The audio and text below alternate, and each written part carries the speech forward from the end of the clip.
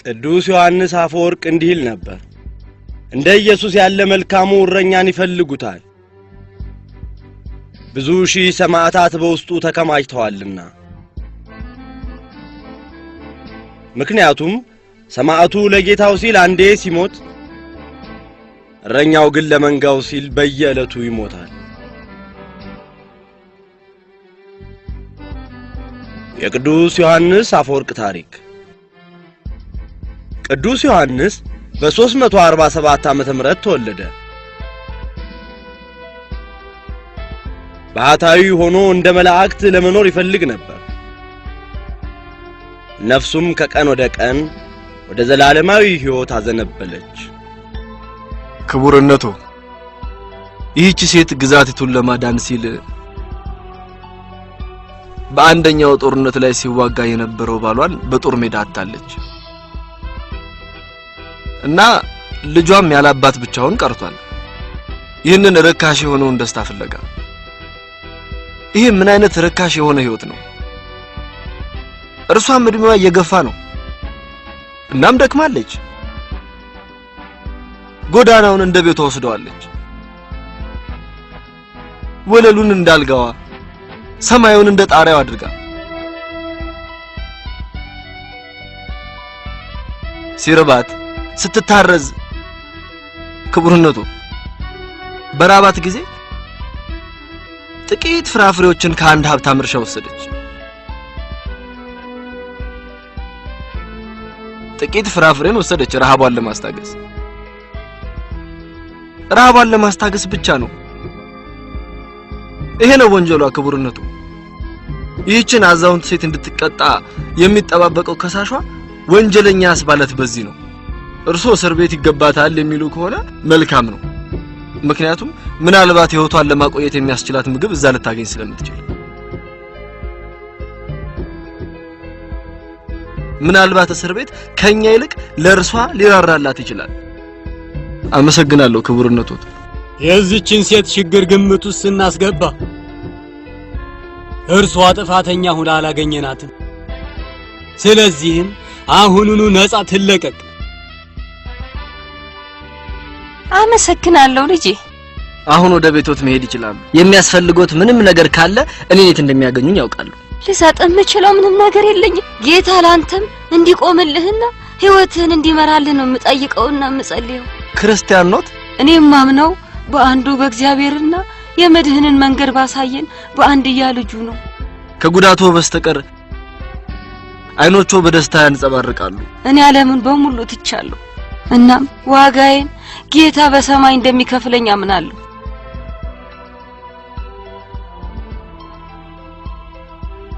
እንኳን ደስ ያለ ወንጀለኛዋን ነፃ ስላስለቀቅ ታውቃለህ ግን ለምስኪኖችና ለጭቁኖች መከላከል የትም እንደማይደርስ ምን ማለትህ ነው ማለቴ ብሩህ የሆነ ነገር ከፊት ይጠብቃል አንተ ነገሮችን አክረህ መያዝህ ከፍ ካለ ደረጃ ሊያደርስ ይችላል ይሄ ደግሞ ወደ ፍርድ ቤቱ መጠጋትን ይጠይቃል እንዲሁም ከከተማዋ ሀብታም ሰዎች ጋር ስለርሱ እርሳው ምሽቱን የምናሳልፍበት አንድ ቦታ እንፈልግ ይሄ ነው የሚገርመኝ ዮሐንስ ጧት ላይ ለተጨቆኑትና ለምስኪኖች ትከላከላለህ ነገር ግን ማታ ላይ ወደ ቡና ቤቶችና የማታ ጭፈራ ቤቶች ትሄዳለህ ቆይ እስቲ ዮሐንስ በትክክል የምትፈልገው ምንድነው? የምፈልገውን ባውቀው ኖሮማ እረፍት አገኝ ነበር። እዚህ በመከራ ውስጥ ነው ያለው ፒተስ፣ አማልክቱን እየተቃወምክ።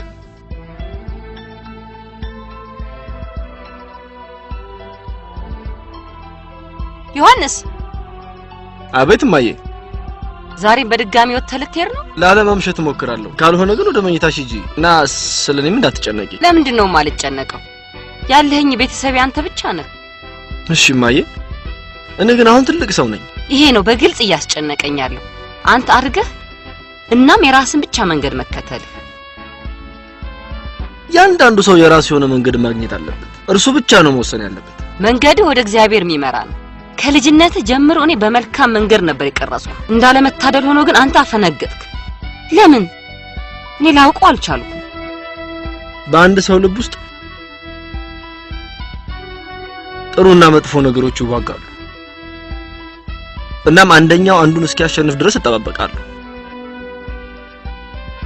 እና ይቅርታ ልሂድ እባክሽ። ጌታ ሆይ አንተ ብቻ ነህ እርሱ ልትቀይረውና ወደ መልካም መንገድ ልትመራው የምትችለው።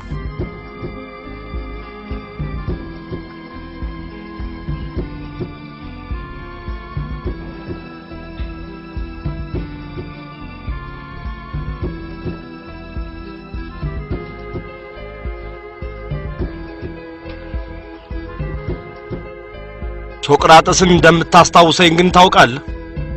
ሶቅራጥስ? እየቀለድክ ነው? አዎ። ሶቅራጥስ መላ ህይወቱን ያሳለፈው እውነት ምንድነው በሚለው የቅዠት ፍልስፍና ላይ ነው። እውነት ነፃነትን ለማግኘት የሚፈልግ ማንኛውም ሰው የሚፈልገው ነገር ነው። ሶቅራጥስና የእርሱም ጊዜ በጣም ሩቅ ነው።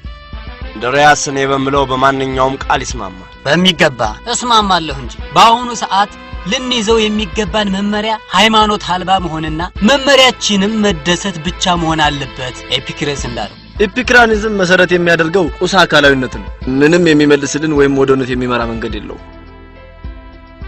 በኑሮ ውስጥ ያለው ብቸኛ እውነት ሞት ብቻ ነው።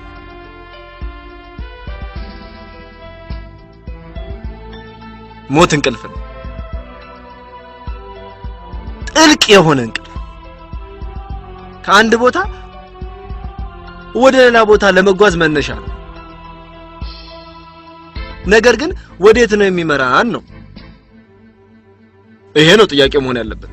ክቡርነቶት፣ በመጨረሻም ምን የምጠይቁት ቅጣቱ እንዲነሳለት ነው።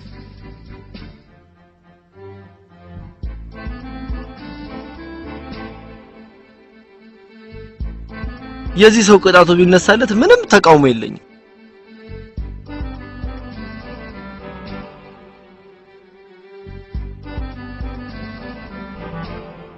ምህረት እንዲያገኝ ሲል ማጽኖታለሁ። አመሰግናለሁ ክቡርነቱ።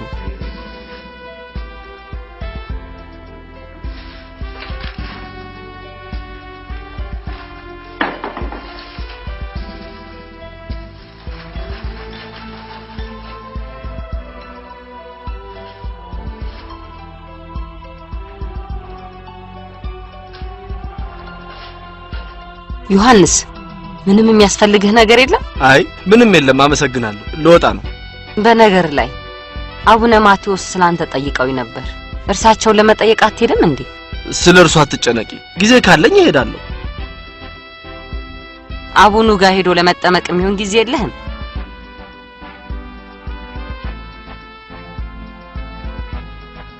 ተረድቼሻለሁ ማየ። ድጋሚ ስላንተ ከጠየቁኝ ምን ብዬ ልንገራቸው? ዮሐንስ እውነትን ፍለጋ ብሎ ጠፍቷል። እናም ሲያገኘው እርሶን ለማየት ይመጣል ባያቸው። ጌታ ሆይ ወደ መንገድህ ምራውና ልቡንም ለእምነት ብርሃን ክፈትለት።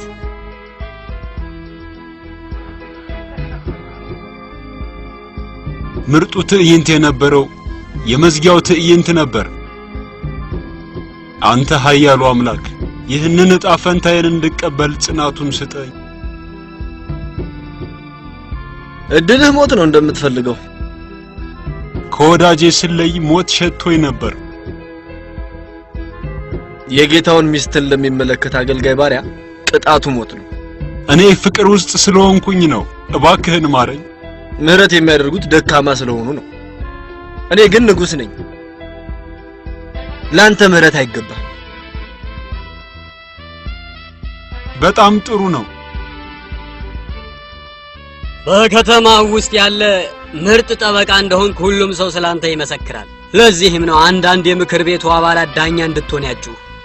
ይሄንን ሙገሳ ሳላደንቅ አላልፍም ክቡርነቱ። በግል ህይወትህ ውስጥ ጣልቃ የመግባት መብት ባይኖረኝም ነገር ግን ከጥሩ ቤተሰብ ውስጥ እንደወጣህ አውቃለሁ። ስለዚህ በአንቲኩስ ካሉ ምርጥ ቤተሰቦች መሃል ማግባት ትችላለህ። ነገር ግን እኔ ማግባት ፍላጎት የለኝም። ጋብቻ የግል ህይወትን በጥቂቱም ቢሆን የተረጋጋ እንዲሆን ሊያደርገው ይችላል። ቡና ቤትም እያመሸህ እንዳትቆይ ያደርግሃል። ብሩህ የሆነው የወደፊት ህይወትህን እንዳያጨልመውም ለዚህ ወጣትነትህ ልጓም ይሆናል። ሐሳቤ ገብቶሃል ብዬ አምናለሁ።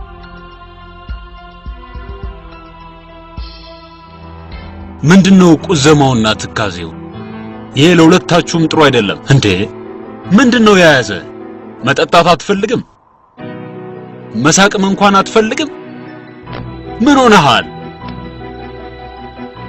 እንደጠፋው ይሰማኛል። መንታ መንገድ ለኔ የትኛውን መንገድ መያዝ እንዳለብኝ አላወኩም። ለአንተ ፈውስ የሚሆን ፍቱን መዳኛህን እኔ ያውቃለሁ። አሁን ሶሊያና ትመጣለች እናም እርሷ ከአንተ ጋር ትቀመጣለች። አንድ እርሷ ብቻ ነች አንተን ከሐዘንና ከድብርት ልታላቅቅ የምትችለው። እንዴት አድርጋ እንደሆነ ታውቃለህ? አልፈልግም። ስለ ሶሊያና እርሳውና ሄደን የቦክስ ግጥሚያ እንመልከት። እኔ ምንም ነገር አልፈልግም። ቲያትር ነው መፍትሄው። የኦዲፐስ ድራማ መግቢያ ትኬት አለኝ። አልፈልግም ብዬ ነገርኩ። የሆነ ቦታ ሄደን ዘና እንበላ። ካልሆነ ነይ ሄጃለሁ።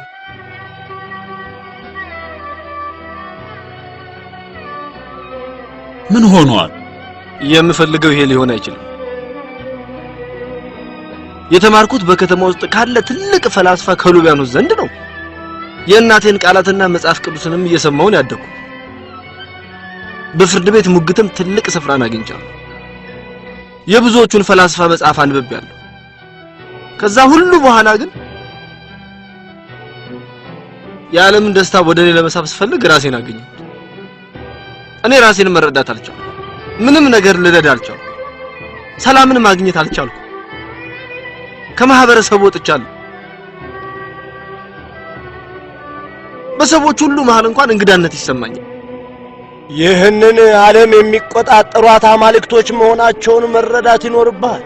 አማልክቶቹን የማይታዘዛቸው እርሱ በፍጹም ሰላምን ሊያገኝ አይችልም። ኢየሱስ ክርስቶስ ልበ ንጹሃን የተባረኩ ናቸው እግዚአብሔርን ይመለከቱታልና ብሏል። የመጽሐፍ ቅዱስን ቃላት በልብ ውስጥ ጠብቃቸው፣ ወደ መልካም መንገድ ይመሩሃል።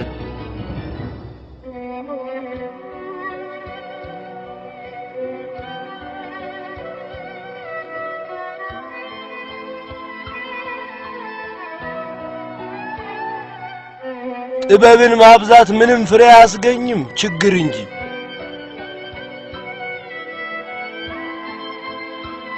ጥበብን ማብዛት ምንም ፍሬ አያስገኝም፣ ችግር እንጂ።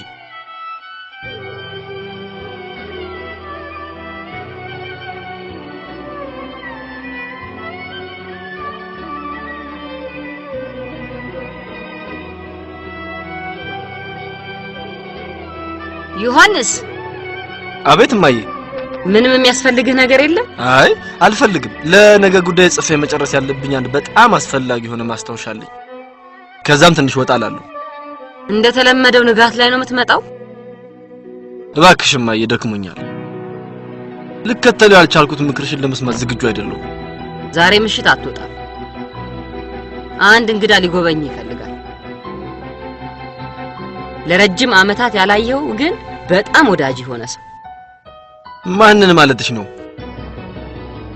ጥርጣሬ ትክክል ነው። ባስሌዎስ።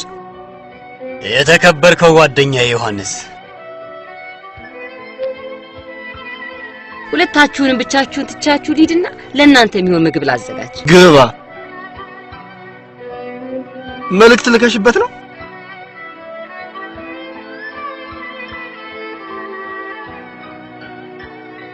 ጌታዬ እባክህ ጸሎቴን ስማኝ። በግልጽ ለይቶ እንዲመለከት አድርገው። እጁን ያዝና ወደ ብርሃንህ መንገድ ምራው። ጌታ ሆይ እኔ የእምነት ፍሬ በልቡ ውስጥ ተክያለሁ። አንተ እንዲንከባከብና ፍሬ እንዲሰጥ አድርገው። እናም የመንግስተ ሰማያትን መንገድ እንዲያገኝ። ዮሐንስ ስንፈልገው የነበረው መንገድ ይሄ ነው። እኛ ማየት ያልቻልነውና ሁሌም ግን በፊታችን ያለው መንገድ ይሄ ነው። እንዴት እንግዳ የሆነ ነገር ነው! በአይኖች ውስጥ የሚንጸባረቀው ደስታ በፍርድ ቤት ውስጥ ያገኘኋት አንዲት ክርስቲያን የሆነች ሴትዮ አይኖች ውስጥ እንዳየሁት አይነት ነው። አንተም የጌታን መንገድ ስትከተልና ሕይወትህንም ለእርሱ አሳልፈ ስትሰጥ እንደዚህ አይነት ደስታን ታጣጥማለህ። እንድነቃ ነው ያደረከኝ። መጽሐፍ ቅዱስን እንድታነብ ፈልጋለሁ። ጥሩ የሆነውን ክፍል አንብቤያለሁ። ከልብህ እንድታነበው ፈልጋለሁ። ፍልስፍናና ሎጂክን ስናጠና ብቸኛው መሳሪያችን የነበረው አእምሮአችን ነበር። ወደ ጌታ ለማምራት መሳሪያ መሆን ያለበት ልብህ ነው።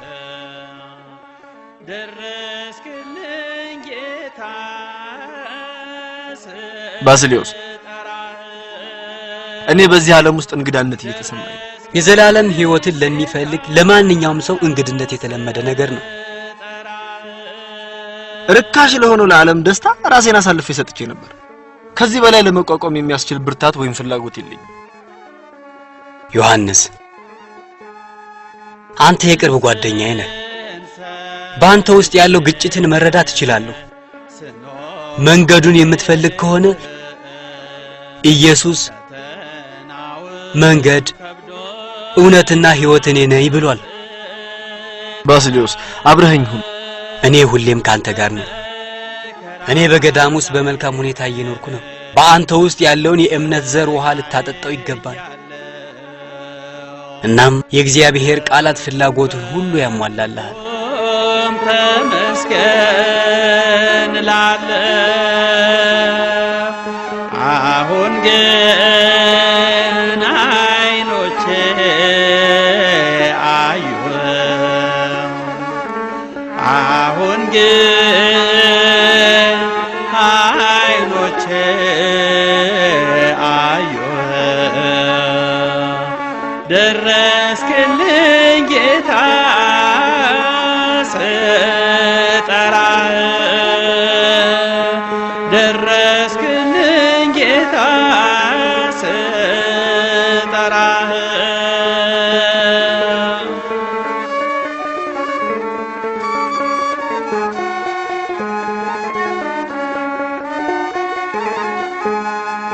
ሀብትና ንብረቴን ልጆቼን አጥቼ አካላቴ ተልቶ ጎስቆዬ ከርፍቼ ሁሉም ሲጸየፈኝ ስቆጠር እንደርኩስ የሚያጽናናኝ ጠፍቶ እንባዬንም ሳፈስ አሁን ግን አይኖቼ አዩህ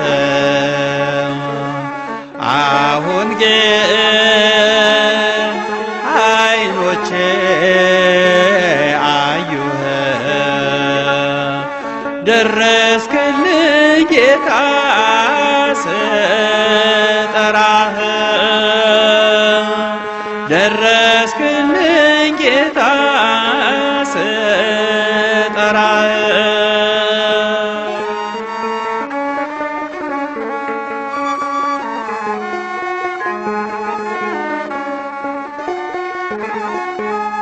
ያን ሁሉ መከራ ወዴት አደረስከው? እንባዬን አብሰህ ቤቴን የጠገንከው ሀብትና ንብረቴን እጥፍ አድርገህ ሐዘኔን ለውጠህ ደስታዬን መለስከው።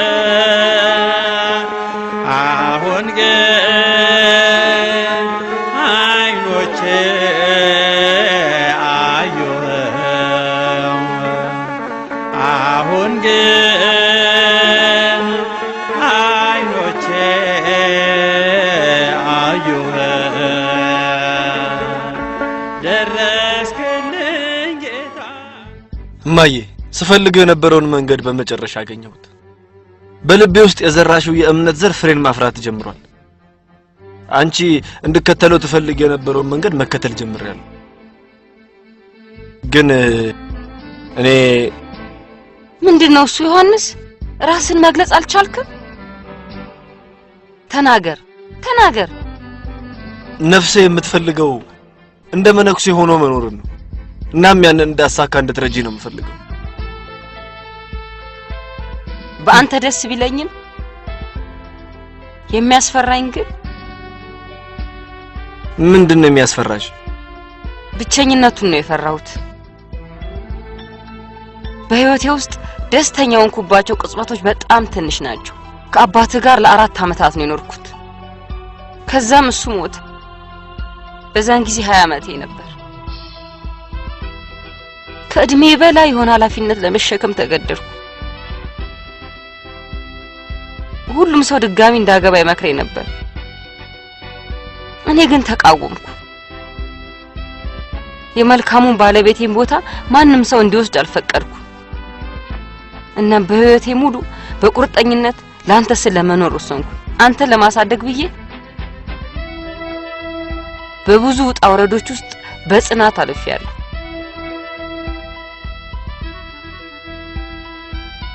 አይኔ እንባ በተሞላ ጊዜ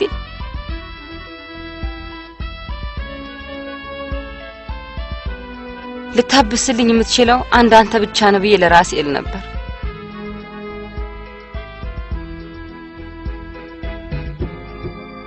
አንተን ካሳደግኩ በኋላ ምኞቴን ልታሟላልኝ ይገባል ብዬ አምናለሁ። በጭራሽ ካንቺ ምንም የማጎድለው ነገር የለም። አንተን የምጠይቅህ ከኔ ጋር እንድትቆይ ብቻ ነው። ገዳማዊ ህይወት መቀበል ከፈለግ እኔ እስክሞት ድረስ ቆይ። እኔ ረጅም ጊዜ አልቆይም። የአባትን መለየት ተቋቁሜያለሁ። ካንተ ጋር መለየትን ግን በፍጹም መቋቋም አልችልም። ጌታ ሆይ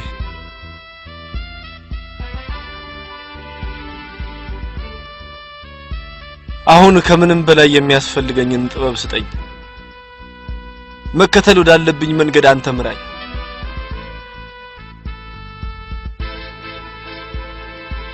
ጌታ ሆይ ገዳማዊ የሆነ ኑሮ መከተሉ ቢቀርብኝ እንኳን ጽኑ ወደ ሆነ ሰላማዊ ህይወት ምራኝ።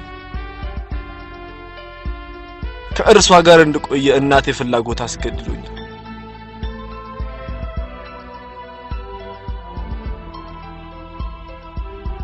ኢየሱስ ሆይ ውሳኔ ስህተት ነበር ወይስ መቀበል የነበረብኝ ምርጫ ይሄንን ነበር? ምን እንደሚሰማ አውቃለሁ። ገዳማዊ ህይወትን ለመቀበል ፍላጎት አለ። እኔ ምኞቴ ዓለምን ለመተውና ለጌታ ተወስኜ መኖር ነው የምፈልገው። ነገር ግን የእናቴን ባሸነፈኝ። ገዳማዊነት የኑሮ መንገድ አይደለም፣ ውስጣዊ ስሜት ነው። ያንን ፍላጎት ደግሞ ከእናትህ ሳትለይ ማሳካት ትችላለህ። ዮሐንስ ክፍሉን ወደ በዓትነት ቀየረው ማለት ይቻላል። እንደ ገዳማዊ አይነት ኑሮን ይኖርበት ጀመር። እንዲሁም ሁል ጊዜ ጌታን ያወድስበታል። አብዝቶም ይጸልይ ነበር። የሚመገበውም በጥቂቱ ነበር።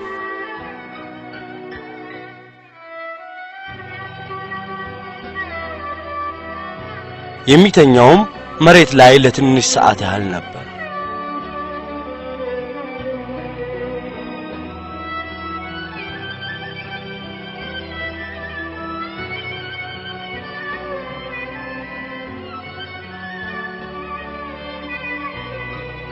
እናቴ ህይወትሽ እንደነዚህ እንደ ብዙሃኑ አንድ ቀን ያልፋል።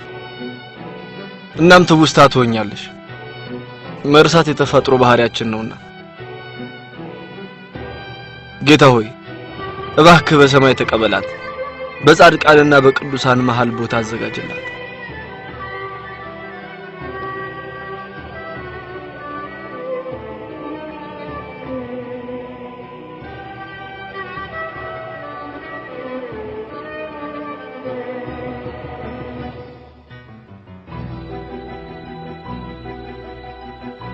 የሞትነው ከክርስቶስ ጋር ከሆነ ከእርሱም ጋር አብረን እንደምንኖር እናምናለን።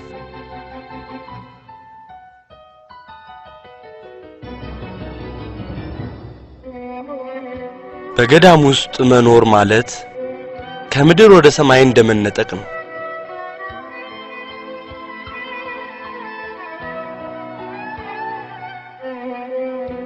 ንጉስ ከተሞችን፣ ዜጎችንና ሰራዊቱን ይገዛል።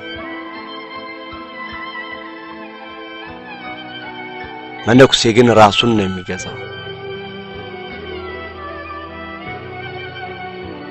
ንጉስ ከጠላቶቹ ጋር ይዋጋል፣ ግዛቱን ለማስፋትና ሀብቱን ለመጨመር።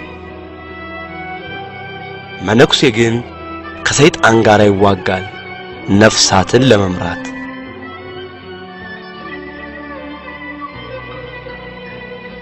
ቀኑን በሙሉ ንጉስ አስቸጋሪ የሆኑ ችግሮችን ሲጋፈጥ ይውላል።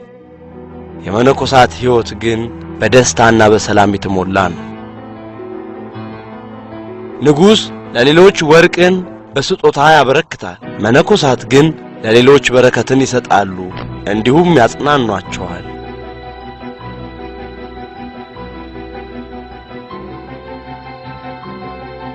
ዮሐንስ ለ4 ዓመታት ከሌሎች መነኮሳት ጋር በካሳውስ ገዳም ውስጥ ኖረ። ከዛም ለ2 ዓመታት ለብቻው ተለይቶ ራሱን ከእንቅልፍ ከልክሎና መጽሐፍ ቅዱስን በጉጉት እያጠና ኖረ፣ ታሞ እስከወደቀበት ጊዜ ድረስ። ስለዚህም ወደ አንቲክ ተጓዘ ሕክምና ፍለጋ። እርሱም በ386 ዓመተ ምህረት የቅዱስ ጳውሎስ ቤተክርስቲያን ካህን ሆነ። ጌታ እናንተን ለመባረክ እኔን ስለተጠቀመብኝ አመሰግነዋለሁ። እናም ለእርሱ የተገባው ለመሆን እመኛለሁ። ምክንያቱም ጌታ ካህን እንደሆነ አድርጎኛል። አብረን ደረታችንን እየደቃን ይቅርታን ጠይቅ፣ እንዲሁም የጌታን ምህረት እንድናገኝ፣ እንዲሁም እኔም ቅስናዬን በሰላም እንድፈጽም።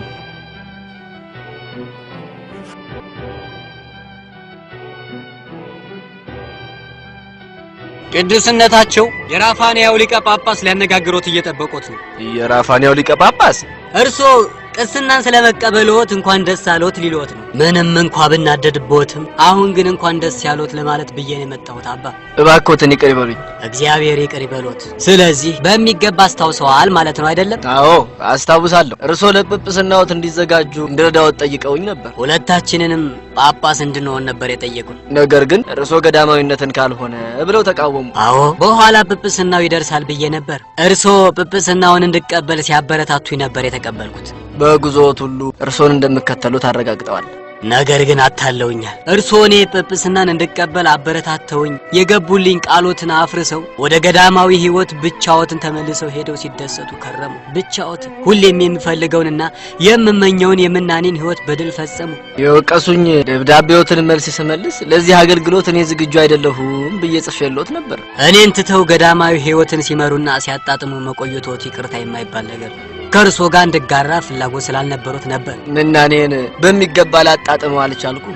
ምክንያቱም በሽታዬ ትቼ እንደወጣ አስገድዶኛል። ስለዚህም ገዳሙን ትቼ ሕክምና ለማግኘት ወደ አንቲክ ሄድኩኝ። በድቁና 5 ዓመታትን ካገለገልኩ በኋላ ቅስና እንድቀበል ነበር የጌታ ፈቃድ የሆነው። ካህን መሆኖት በጣም ነው ደስ ያለኝ። በአሁኑ ሰዓት ክርስትና አይምሮ ይፈልጋል።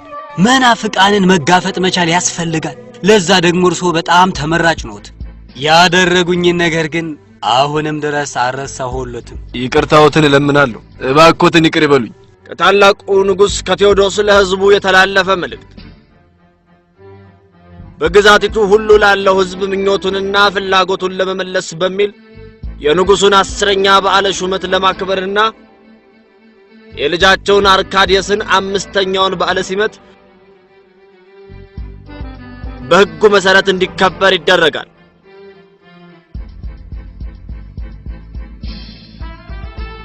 ይህንንም ወሳኝ በዓል የግዛቲቱን ክብር በጠበቀ መልክ ለማክበርና በግዛቲቱም በሁሉም ስፍራዎች እንዲከበር ለማድረግ እንዲቻል በሕዝቡ ላይ ተጨማሪ ግብር እንዲጣልበት ተወስኗል። አዲስ ግብር? የምንከፍለው ግብር በቂ አይደለም እንዴ? የበፊቱንም ግብር መክፈል አልቻልንም። እንደገና አዲስ ግብር ትጥሉብናላችሁ። የግድ መክፈል አለባችሁ። እናም በዓሉ በሰዓቱ እንዲከበር ለማድረግ እኛ ምንም ፈንጠዝያ አንፈልግም። እኛ የምንፈልገው ልጆቻችንን መመገብና እንዳይበርዳቸው ልብስ ልናለብሳቸው ነው የምንፈልገው። ይሄን መያዙ የትም አያደርሶትም። አዋጁ የታተመው በንጉሡ ነው። ንጉሡ እኛ እንዴት እንደምንኖር ቢያውቁ ኖሮ በእኛ ላይ አዲስ ግብር ባልጣሉ ነበር። እኔ በበኩሌ አልከፍልም። እኔም አልከፍልም። እኛም አንከፍልም። አዋጁን የሚቃወም ሰው ወደ እስር ቤት ይገባል። ከዚህ ሕይወት ይልቅ እስር ቤት የተሻለ ነው። ይሄ ተገቢ አይደለም። እሰሯቸው። ይሄ ቅስፈት ነው። ምን አይነት ነገር እንደሚያስከትልም አይታወቅም። ሕዝቡ ላለመክፈል የፈለጉት አዲሱን ግብር ብቻ አይደለም፣ ሐውልቱንም ይወገድልን ነው ያሉት። ያ ደግሞ ለንጉሡ ስድብ ነው። በእርግጠኝነት ይሄ ስድብ አያስቀጣም ማለት አይቻልም። ንጉሡን ማግኘት አለብኝ ብዬ ነው ያሰብኩት። ማድረግ የለበትም ክብርነቶት። ለእርሶ ወደዛ መሄድ አደገኛ ነው። ሕይወቶትንም አደጋ ላይ ሊጥሉት ይችላሉ። መልካም እረኛ ለበጎቹ ራሱን አሳልፎ ይሰጣል። ቁስጥንጥንያ በ387 ዓመተ ምህረት እስካሁን ማንንም ተጠያቂ አላደረግም። እዚህ ከተማ ውስጥ በጉዳዩ ላይ ለተሳተፉት ዜጎች በሙሉ ግን ወንጀል መሆኑን ገልጸንላቸው። የንጉሡ ሐውልት የግዛቲቱ ምልክት ነው። በሆኑ ቆሻሻ ሰዎች መጥፋት አልነበረበትም። ለግዛቲቱ ከተሞች አንቲክ ምሳሌ ሆና መቀረጽ አለባት። ትዕዛዞትን ለማስፈጸም እየተጠባበቅን ነው ጌታዬ። ለአንቲክ ነዋሪዎች በሙሉ ቲያትርና የምሽት ቤቶቻቸውን እንዲዘጉ አሳውቋቸው። እንዲሁም ተጠርጣሪዎቹን በሙሉ ወደ እስር ቤት አስገቧቸው። እንዲሁም ንብረቶቻቸውንም በሙሉ ውረሱባቸው። የንጉሥነቴን ክብር እንዴት መመለስ እንዳለብኝ ያውቃል። አባ ዮሐንስን ሐሳብ እንስማ ውስጥ እዚህ ሕዝቡ በፍርሃት በድህነትና በረሃብ ነው እየኖረ ያለው። ንጉሡን ይፈሩታል። እኛ ሁላችንም እርሶን እንደሚያከብሩትና እንደሚሰሙት እናውቃለን። ስለዚህም የንጉሡን ቁጣ በእርግጠኝነት ማስቀየር ይችላሉ። በጌታ እርዳታ እሄዳለሁ። እናም እርሶ እዚህ ሕዝቡን ያጽናኑ። በቤተ ክርስቲያን ውስጥ ሰብስባቸውና ፍርሃታቸውን ሁሉ አስወግዱ። ጸልዩ። እናም በእርግጠኝነት ጌታ ለሕዝቡ ምሕረት ያደርጋል። ወዳጆች፣ ፍርሃትን ከልባችሁ አውጥታችሁ ጣሉት። አማኝ የሆነ ሰው በእምነቱ ላይ እንዳለት የጸና ሰው ነው። የዚህ ዓለም ወጀብ የቱንም ያህል ቢሆን አያነቃንቀው። ስለዚህ ተስፋችንን በእግዚአብሔር ላይ እንጣለው፣ ሌላ በማንም ላይ አይደለም። ከዚህ ቀውስ ሊያድነን የሚችለው እርሱ ብቻ ነው። ጭንቀታችሁን ሁሉ በእርሱ ላይ ጣሉት፣ እርሱ ስለ እናንተ ያስባልና። እናም ያለ እርሱ እኛ ምንም ማድረግ አንችልም። ወዳጆቼ፣ የማረጋግጥላችሁ አቡነ ቪልቪያን ወደዛ ሄደዋል ለሕዝባቸው ንጉሡን ለመማለድ። እኛ እምነታችን በጌታ ላይ ነው። እርሱ የአቡኑን ቃል ተጠቅሞ የንጉሡን ቁጣ እንዲያበርድል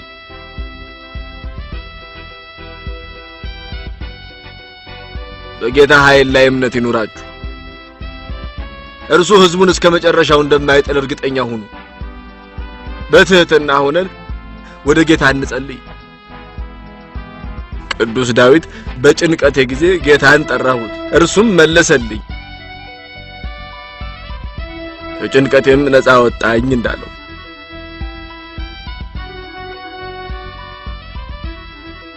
የእርሶ መምጣት ታላቅ በረከት ነው። ነገር ግን ትእዛዜን አዝዣለሁ፣ እንደገና ልመልሰው አልችልም።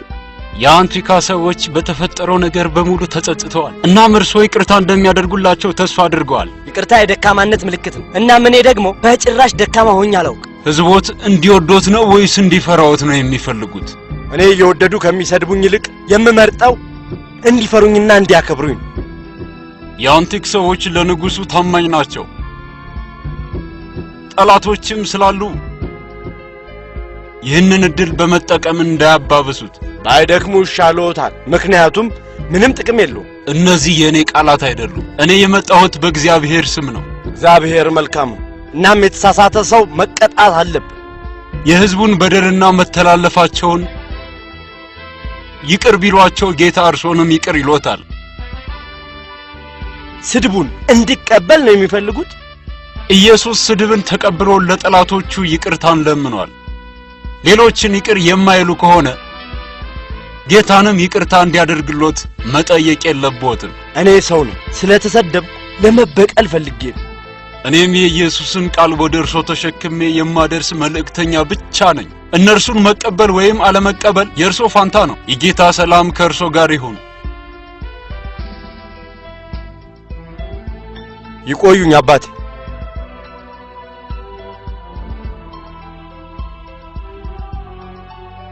በጸሎቶ ያስቡ።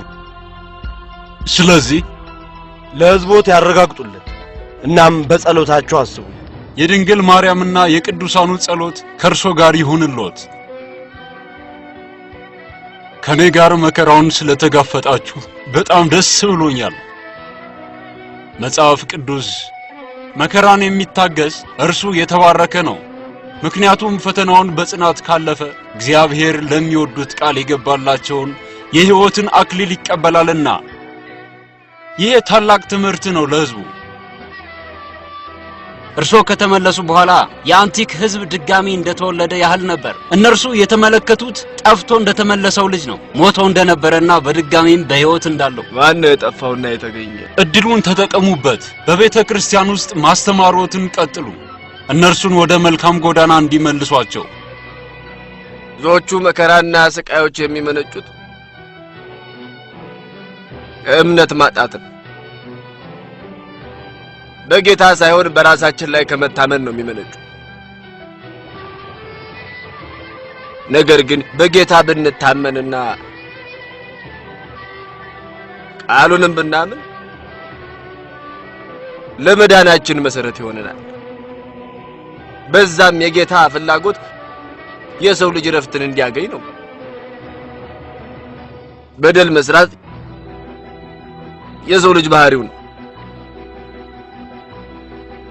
ነገር ግን በበደሉ የሚቀጥል እርሱ ግን ከሰው ልጅነት ይወጣል፣ እናም ሰይጣን ይሆናል። በምላሳችን እየጸለይን በአእምሯችን ወደ ኢየሱስ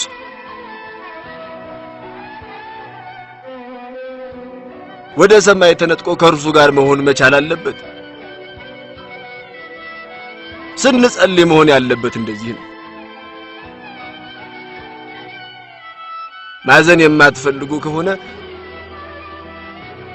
ማንንም እንዲያዝን አታድርጉ። ወዳጆች፣ እግዚአብሔርን የማያውቅ እምነት አልባ ልትሆኑ አይገባም።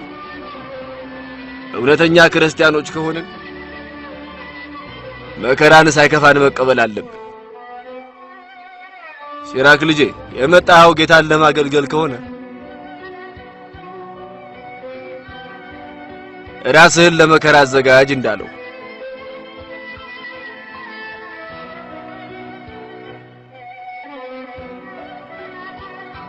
በሚገባ ታውቃለህ። ዜጎች በሙሉ እንደሚወድህና እንደሚያከብሩ። የምርሽን ነው? ምን ማለትህ ነው? አባቴ አጼ ቴዎዲያሶስ በሕዝቡ ዘንድ በጣም ይወደድ እንደነበረ ታውቂያለሽ። እርሱ ከሞተ በኋላ የእርሱን ቦታ ተክቼ በትረ መንግስቱን ያስኩ። ነገር ግን ለዓመታት በመንበሩ ላይ በሆነም እንዳለመታደል እርሱ በሕዝቡ ዘንድ ያለውን ቦታ የተካው አይመስለኝም። በማንኛውም ንጉስ ይሄ የተለመደ ነው፣ ለሕዝቡ መጨነቅና ማሰብ። ቃሎችሽ ያጽናኑኛል። አትጠራጠር። በንግስና ዘመኖች የተሻለ ነገር እንደምታደርግ አትጠራጠር። በትክክል የአንቺ ከጎኔ መሆን ያጠነክረኛል። የዜጎቹንም ጉዳዮች በማዘጋጀት ትረጅኛለሽ። ለኔ ታላቅ ደስታ ነው ያንተ ሚስት ሆኜ ካንተ ጋር በመቆሜ። በሩ እየተንኳኳ ነው። ቆልፌዋለሁ።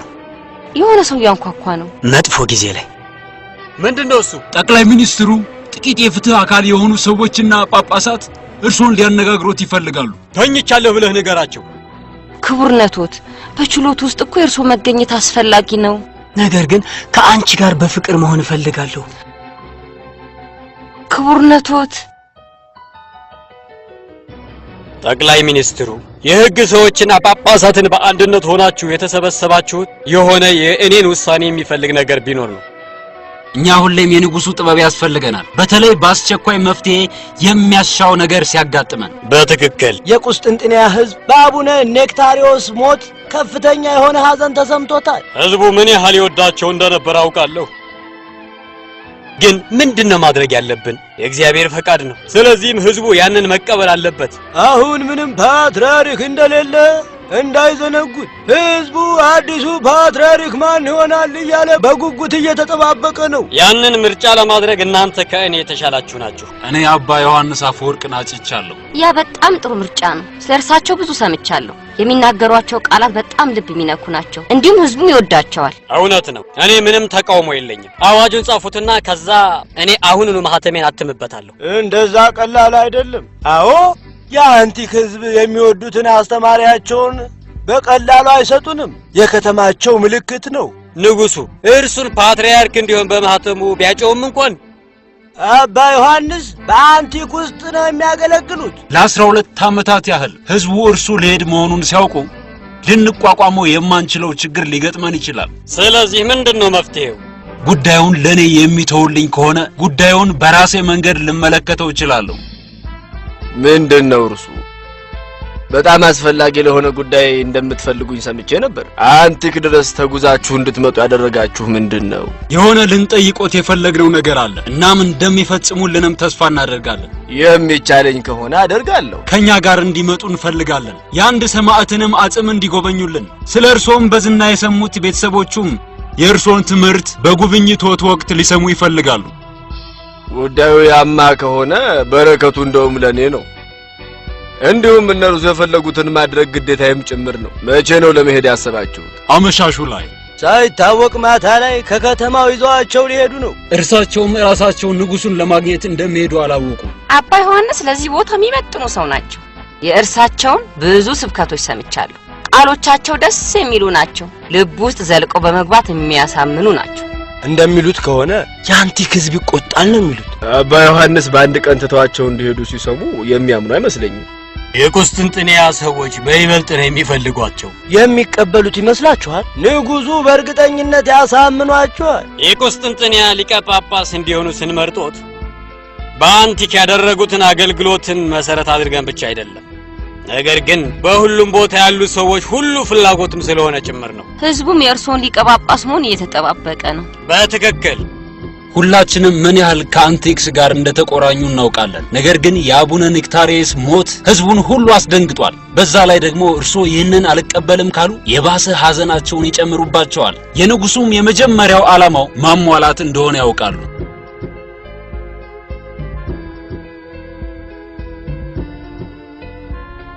ይሄ አምላክ ፈቃድ ከሆነ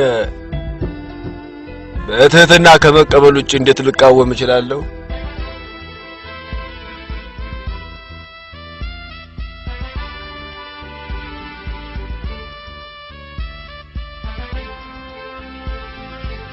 የተከበራችሁ ዜጎች፣ የተከበሩት ንጉስ አቡነ ዮሐንስ አፈወርቅን ፓትርያርክ እንዲሆን አጭተውልናል። ስለዚህም የቁስጥንጥንያ ህዝቦች እንደገና ደስ ሊላችሁ ይገባል። አቡነ ዮሐንስም ተቀብለውታል። ከዛም በ398 ዓመተ ምህረት ዮሐንስ አፈወርቅ የቁስጥንጥንያ ፓትርያርክ ሆነው ተሾሙ። የአሌክሳንድሪያው ሊቀ ጳጳስ አቡነ ቴዎፍሎስም የእርሳቸውን ሹመት አስፈጸሙ።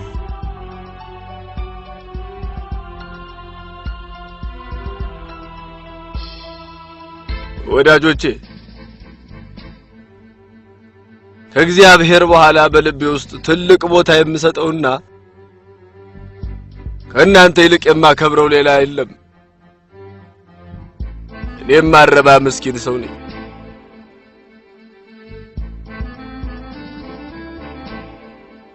የማስተማርም ብዙ ልምድ የሌለኝ ሰው ነኝ። ነገር ግን ይህንን የተሰበሰበ ሕዝብ ስመለከት ድክመቴን፣ ይህነቴንና ብቃት አልባነቴን ረሳዋለሁ። እግዚአብሔር ይባርኮት ቅዱስነቶት። እርሶ ታላቅ በረከታችን ኖት። እርሶ ታላቅ በረከታችን።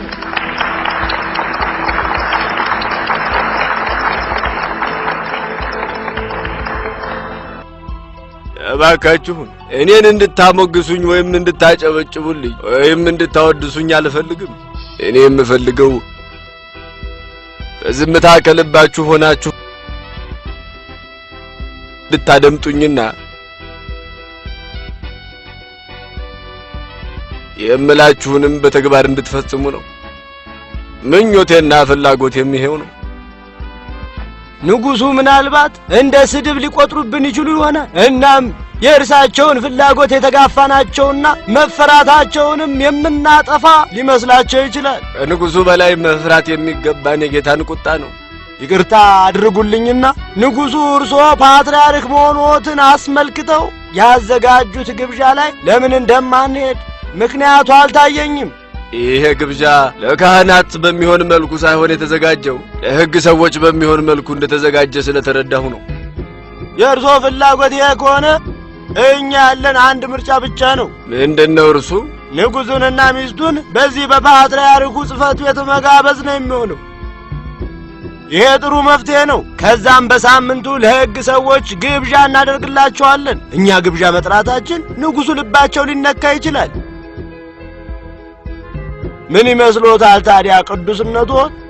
በፓትርያርክ ጽሕፈት ቤት ውስጥ ምንም አይነት ድግስና ፈንጠዝያ እንዳይደረግ ከልክያለሁ። ነገር ግን ቅዱስነቶ ይሄ የዚህን ግብዣ ወጪ ለምስኪኖች እንዲውል እፈልጋለሁ። ይሄንን ግብዣ ተውነው ማለት ከትላልቅ የሕግ ሰዎችና ባለስልጣኖች ጋር የምንገናኝበትን እድል ወርውረን ጣል ማለት ነው። ይሄ ግብዣ የቤተ ክርስቲያኒቱን ጉዳይና የሀገረ ስብከቱንም ጉዳይ አስሮ ለመያዝ ይረዳን ነበር። የቤተ ክርስቲያን ጉዳይ የሚያስፈጽሙት የሕግ ሰዎች አይደሉም፣ ለሕዝቡ የሚጠነቀቀው ጌታ ብቻ ነው። ከሕግ ሰዎች ጋር ያለን ግንኙነትም መልካም መሆን አለበት። በምዕመኑ ወጪ ግን መሆን የለበትም። ለምዕመኑ ፍላጎት ብለን ነው የምናደርገው እኮ። ጠቅላይ ሚኒስትሩ አትሮፒየስም ማስረጃ ሊሆን ይችላል። በአንድ ወቅት ቤተ ክርስቲያን ጥገኝነት የመስጠት መብቷን ለመንጠቅ የሚያስችለን አዋጅ ሊወጣ ሲል ከእርሱ ጋር ባለን መልካም ግንኙነት የተነሳ ቃሉን እንዲያጥፋ አድርገነዋል። ግንኙነታችን መልካም ካልሆነ ይህንን አዋጅ በማንኛውም ሰዓት መልሶ ሊያነሳው ይችላል። ጠቅላይ ሚኒስትር አትሮፒየስን አሁኑኑ ለማግኘት እሞክራለሁ። ብዙ ነገሮች ላይ ገደብ ሊኖረን ይገባል። የእርስዎ ጉብኝት ለኛ ትልቅ በረከት ነው። እኛ ተስፋ ስናደርግ ነበር ቅዱስነቶ። እነርሱ እንዳሉኝ ከሆነ ንግሥት ኤፍዶኪያ ከመላው ዓለም ያለውን ጸጋና ክብር ትሰማለች። ኦሎምፒየስ ደግሞ የዓለምን ጸሎት ትሰማለች አሉ። እናት ኦሎምፒየስን ለማግኘት ፍላጎት ነበረኝ። የክርስቶስ ልጆችን ለማገልገል ራሷን አሳልፋ የሰጠች ሴት ነች። ጌታ በጣም መልካም አድርጎልኛል፣ የእርሱ ልጆች እንዳገለግል ስልጣኑን ስለሰጠኝ። እዚህ እያደረግሽ ስላለው መልካም ሥራሽ ሰምቻለሁ። ምስኪኖችን ደናግላንንና መበለቶችን ታገለግያለሽ። እግዚአብሔር ይባርክሽ። ብዙ የነበረው ሀብትሽንም ለምስኪኖች እንደሰጠሽም ሰምቻለሁ። የወሰድኩት ከጌታ እጅ ነው፣ የሰጠሁትም ከእርሱ እጅ ላይ ወስጄ ነው። ምጽዋትሽ እንደው ለማንኛውም ሳይሆን በትክክል ለምስኪኖች መድረሱን አረጋግጪ። እንዴት ቅዱስነቶት? ምሩኝ እስኪ። ሁላችንንም የሚመራን ጌታ ነው። ለምስኪን የቸርነትን ቃላት መስጠቱ ብቻ በቂ አይደለም። ምስኪኖች ራሳቸውን ለማቆየት የሚያስፈልጋቸው ምግብ ነው እና ሲበርዳቸው የሚያሞቃቸው ልብስ ነው የሚፈልጉት። በጣም ብዙ ምስኪን ሰዎች እኮ ነው ያሉት። ከየት ነው የሚበቃንን ገንዘብ ማግኘት የምንችለው? በተለይ የፓትርያርኩ ጽሕፈት ቤት ሀብት ተሟጦ ባዶ ሆኗል። የቤት ዕቃዎቹን የምንጠግንበትና ቤቱን መልሰን የምናድስበት 50 የብር ሳንቲሞች እንኳን የለንም። እሺ ቅዱስነቶት፣ የቤቱ ዕቃዎችና ቀለሞች ጥሩ መሆን አለባቸው። ስለዚህም ሀብቱ አልተሟጠጠም ማለት ነው። 50 የብር ሳንቲሞች አሉን ማለት ነው። እሺ እንዳሉ ቅዱስነቶት። የአትናቴያስን ቤተክርስቲያን ስጎበኝ ብዙ እምነበረዶችና አልባስጥሮስ በእንግዳ ክፍል ውስጥ አይቻለሁ። ለምንድን ነው የተቀመጠው? አቡነ ኒክታሬስ ቤተክርስቲያናቱን ሲያድሱ አተርፎ የተቀመጠ። ስለዚህ አያስፈልገንም ማለት ነው። ስለዚህም አሁንም እምነበረድና አልባስጥሮስ አለን ማለት ነው። ስለዚህም ሽጠውና ዋጋውን ለመስታወቱ ማሰሪያና ለሕፃን ሴቶች ትምህርት መማሪያ ይሆናል። እርሶ እንዳሉ ቅዱስነቶት። ይቅር ይበሉኝ ቅዱስነቶት። ጌታ ይቅር ይበሉት። ማወቅ ያለበት ጠቃሚ ዜና አለ። ምንድነው እርሱ? ንጉሱ በቤተ ክርስቲያኒቱ ውስጥ ጥገኝነት የመስጠት መብቷን እንድትነጠቅ ሲሉ አዋጅ አውጥተዋል። በጣም በረከት በሚያስፈልገኝ ጊዜ ነው በቢሮ የተገኙልኝ።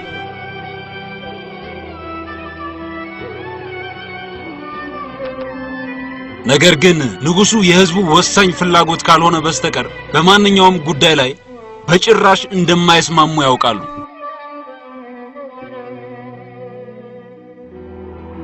ንጉሱም ሆኖ አንተ የቤተ ክርስቲያኒቱን መብት መንጠቅ አትችሉ። መንፈሳዊነት የቤተ ክርስቲያኒቱ ኃላፊነት ነው። ማንኛውም ከግዛቱ ህግ ጋር የሚያያዝ ማንኛውም ጉዳይ ግን ኃላፊነቱ የንጉሱና የሚኒስትሮቹ ነው።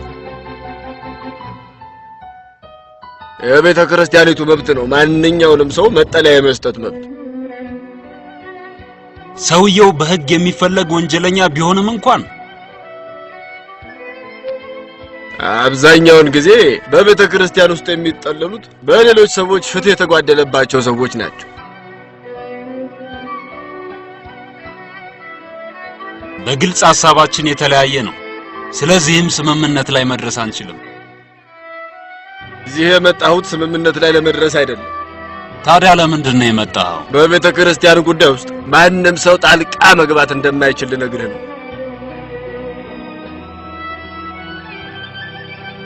ንጉሱ ራሳቸው እንኳን ቢሆኑም እኔ ከንጉሱ ጋር ለመቃረን አልፈልግም። ነገር ግን የቤተ ክርስቲያኒቱ ህጎች ይከበሩ። ቆይ ዮሐንስ፣ እኔ ምኞቴ ጓደኞች እንድንሆን እንጂ እርስ በርስ የምንጎዳዳ ጠላቶች እንድንሆን አልፈልግም። ማንም ሰው ሰውን ሊጎዳ አይችልም፣ ሰውየው ራሱን ካልጎዳ በስተቀር።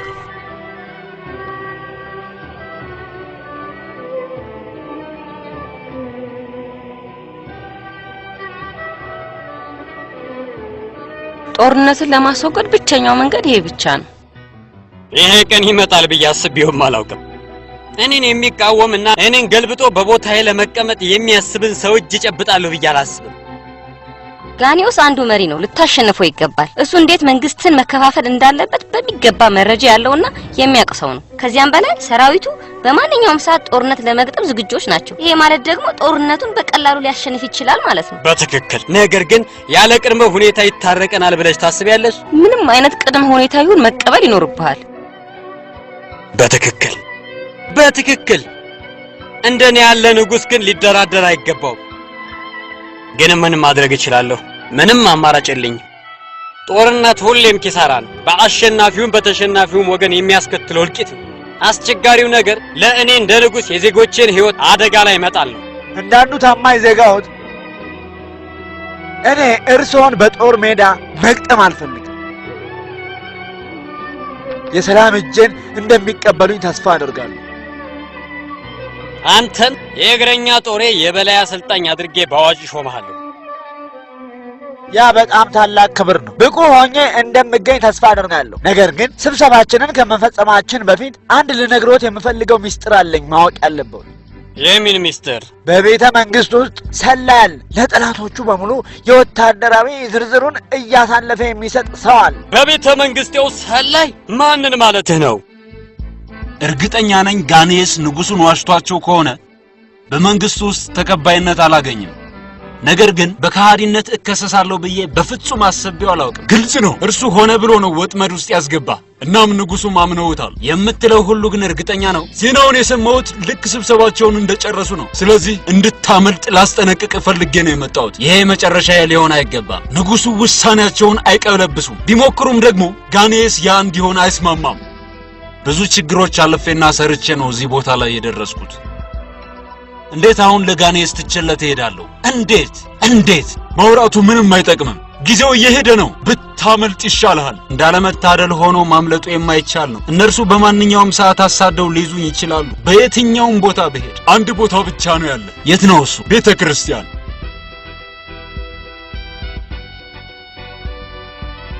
እግፋት ፊትን ማዞር ብቻ በቂ አይደለም። ከክፋት መሸሽ የመጀመሪያው ደረጃ ነው። ወደ ስነ ምግባር የሚመራን መንገድ ብቻ ነው። መንግሥተ ሰማያትን መፈለግ። በዚህ ሐዘን አለ፣ በዚያ ግን ማዘን የለም። እዚህ ሞት አለ፣ በዛ ግን ሞት የለም።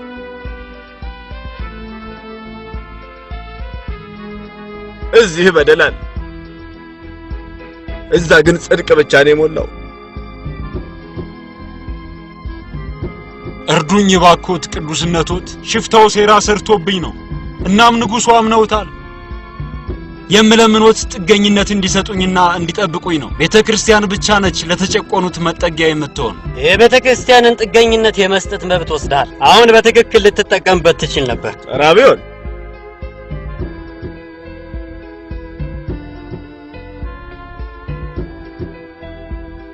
የከንቱ ነው። ይሄ ሁሉ ከንቱ ነው። ንፋስንም እንደመከተል በግድግዳና በልብሳችሁ ላይ ሁሉ ጻፉት፣ በልባችሁ ውስጥም ከትቡት። እናም የተከበረው አትራቢዮስም መጥቷል። ሀብታም የነበረ ሰው፣ ትልቁን ስልጣን ይዞ የነበረ ሰው ወደ እናት ቤተክርስቲያኑ መጥቷል። ወደ ቀደመችው ቤተክርስቲያን። እርሱ በአንድ ወቅት በኃይል ይፈታተናት ነበር፣ ይቃወማት ነበር። ነገር ግን ቤተክርስቲያን እንደ ጠላት አትመለከተው። ቤተክርስቲያን ማንንም እጆቿን ከፍታ ነው የምትቀበለው፣ በደሉ የቱንም ያህል ቢሆን እንኳን። ምን ማለታቸው ነው? እርሱ ወንጀለኛ ነው ቅዱስነቶት። ምህረት አይገባው፣ ወደ ቤተክርስቲያን ሊገባ አይገባው።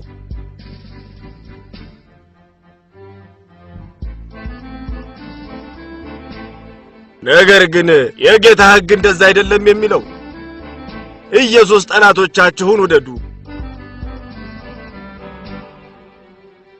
የሚረግሟችሁንም መርቁ፣ የሚጠሏችሁንም መልካም አድርጉላቸው፣ እንዲሁም ለሚያሳድዷችሁም ጸልዩላቸው።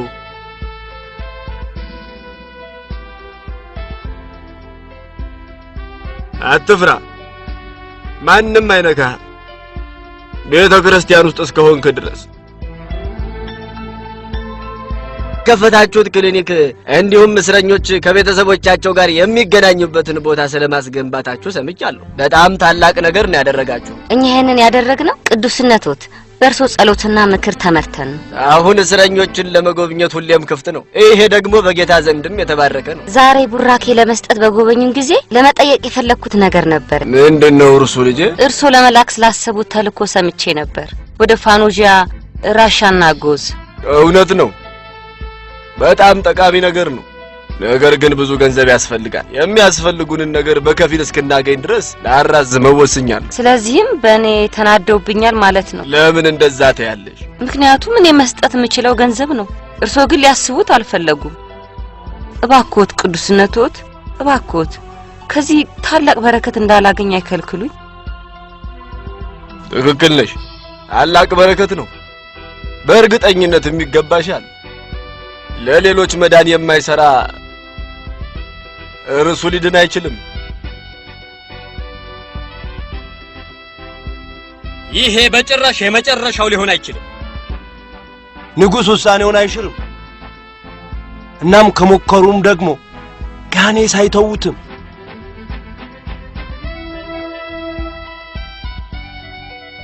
አንተ ልጄን ሞት ፈርደህበታል። የእርሱ ደም ባንተ ላይ ነው። ፍትህ የሚያዛቡትን ሁሉ ጌታ ይቀጣቸዋል። አንተን ጌታ ይቅጣ። ማረኝ፣ አንተ ወደፊቴን አጨልመህብኛል። ፍትህ ማዛባትን ጌታ በፍጹም አይቀበለው። የእርሱ ደም ባንተ ላይ ነው። ፍትህ የሚያዛቡትን ጌታ ይቀጣቸዋል። ጌታ አንተንም ይቅጣ። ተስፋዬን አጨልመህብኛል። ፍትህ ማዛባትን በፍጹም ጌታ አይቀበለው። እርሱ ወንጀለኛ ነው። ቅዱስነትዎት ቤተ ክርስቲያን ውስጥ ሊገባ አይገባው። አንተ በቤተ ክርስቲያን ውስጥ እንዳትገባ ትከለከላል። ትክክለኛ ውሳኔ። አሁን ትረጋጋለህ። የከንቱ ከንቱ ነው፣ ከንቱ ነው። እናም ከንፋስ በኋላም እንደመከተል ነው። የከንቱ ከንቱ ነው። ይሄ ከንቱ ነው። ንፋስንም እንደመከተል ነው። ማንም ሰው ቢሆን ሰውየውን መጉዳት አይችልም። ይሄ ሰው ራሱን ካልጎዳ በስተቀር።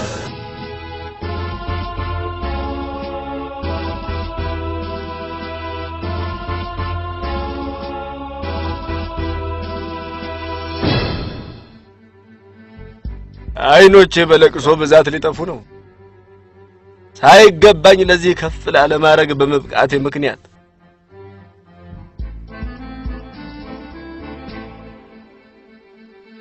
ሌሎች እኔን ክብር በሚሰጡኝ ጊዜ እኔ የሚሰማኝ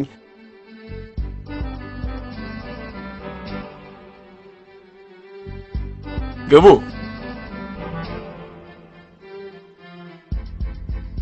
ይቅርታ፣ የጋላባው አቡነ ሶፍሪኦል እርሶን ለማነጋገር ይፈልጋሉ? አስገባቸው።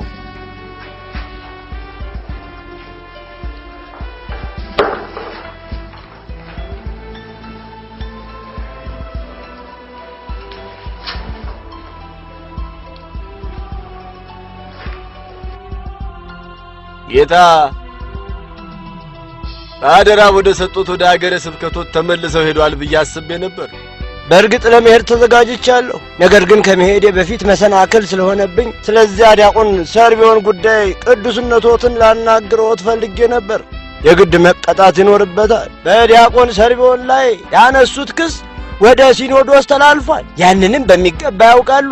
እነርሱም ጉዳዩ ላይ ውሳኔ አሳልፈዋል። እናም ለሳምንት ያህል እንዲታገድ ተደርጓል። ይሄ በቂ አይደለም። አንድ ዲያቆን በፊቱ እያለፈ ያለውን ጳጳስ እንደሆነ እያወቀ ለክብሮት አለመነሳቱ ጥፋት ነው። ስለዚህም ሊቀጣ ይገባው ነበር። በእርሶና በዲያቆን ሰርቢዮን መሃል ያለው ምንድን ነው? እርሱ አለመነሳቱ ብቻ አይደለም። ከዚህ በፊትም ነግሬዎታለሁ። ሆነ ብሎ በአግባቡ አያስተናግደኝም። እንዲሁም እርሶ ኢኒፊሲስ በነበሩበት ጊዜም ያዋርደ ነበር። በዛ ጉዳይ ላይ ከዚህ በፊት በሚገባ ተወያይተንበታል ብዬ አምናለሁ። ያም የሆነው እኔ እስክመለስ ድረስ ሰርቢዮን እንዲቆጣጠር ኃላፊነት በሰጠሁት ጉዳይ ላይ እርሶ ጣልቃ በመግባቶት ምክንያት ነበር።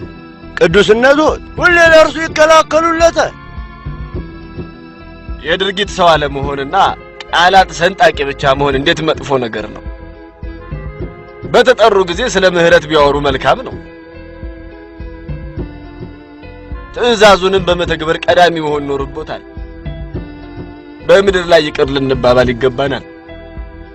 ስለዚህም በሰማይ ያለው አባታችን ይቅር ይለናል። ምህረት አስፈላጊ ነው። ቢሆንም ግን ፍትህ ሊሰጠው ይገባል። ከቦታውም መነሳት አለበት። እስቲ በጽሞና አድምጠው ሊረዱኝ ይሞክሩ። እርሶ ጌታ በኃላፊነት ለሰጡት ቤተ ክርስቲያናት ያስፈልጓቸዋል። ኃላፊነቱንም ትተው ይሄን ሁሉ ጊዜ ሀገረ ስብከቱን ያለ መሪ ሊተዋቸው አይገባም ነበር። ስለዚህ ወደ ሀገረ ስብከቶት ይመለሱና ከጌታ የተሰጡትን ስጦታዎች ለመጠቀም ይሞክሩ። አገልግሎቶቱን ዲያብሎስ እንዲያሰናክሉበት አይፍቀዱለት። የዲያቆን ሰርቢዮን ጉዳይ ታዲያ በሳምንት ጊዜ ውስጥ ይመለሳል።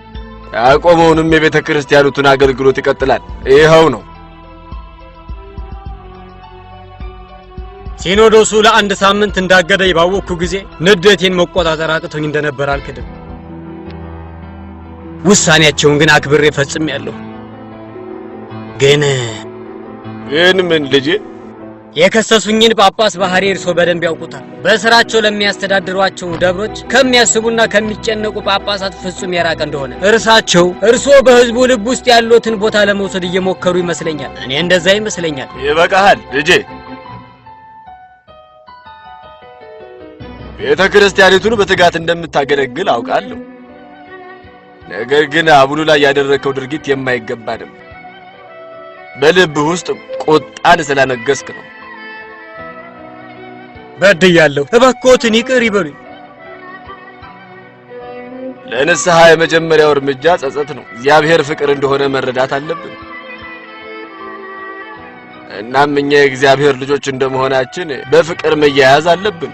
በእግዚአብሔር ፍቅር መያያዝ አለብን። ከዚህ በኋላ ቁጣ የሚባል ነገር እንዳይለምድ።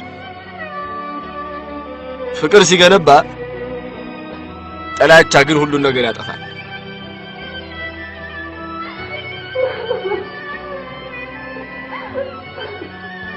ለምንድን ነው የምታለቅሽው ልጄ? ያለኝ አማራጭ ማልቀስ ብቻ ነው። በዚህ ዓለም ውስጥ ልናለቅስለት የሚገባ ምንም ነገር የለም። ይሁንም ግን ለምን እንደምታለቅሽ ንገሪ። በመዝራት እኔና ልጆቼን የማቆይበትን አንድ ያለችንን ትንሽ መሬት በድንገት ወሰዱብኝ። እነርሱ ለኔ በጣም ጥሩ እንደሆነ አድርገው ነው ያሰቡት። እነማንን ማለትሽ ነው? ንግስቲቱን ማለቴ ነው ቅዱስነትዎት። እና ምንድነው ምክንያቱ? መሬቴ በእርሷ መሬት መካከል ስለሆነ ነው። ወታደሮቹ መሬቴ ከዚህ በኋላ የንግስቲቷ ሆኗል ብለው ወርውረው አስወጡኝ። እንባሽን ረጭተሽ ከዛም ሸክምሽን ሁሉ ለጌታ አሳልፈሽ ስጪው። ለተጨቆኑት ፍትህ የሚሰጠው ጌታ ብቻ ነው።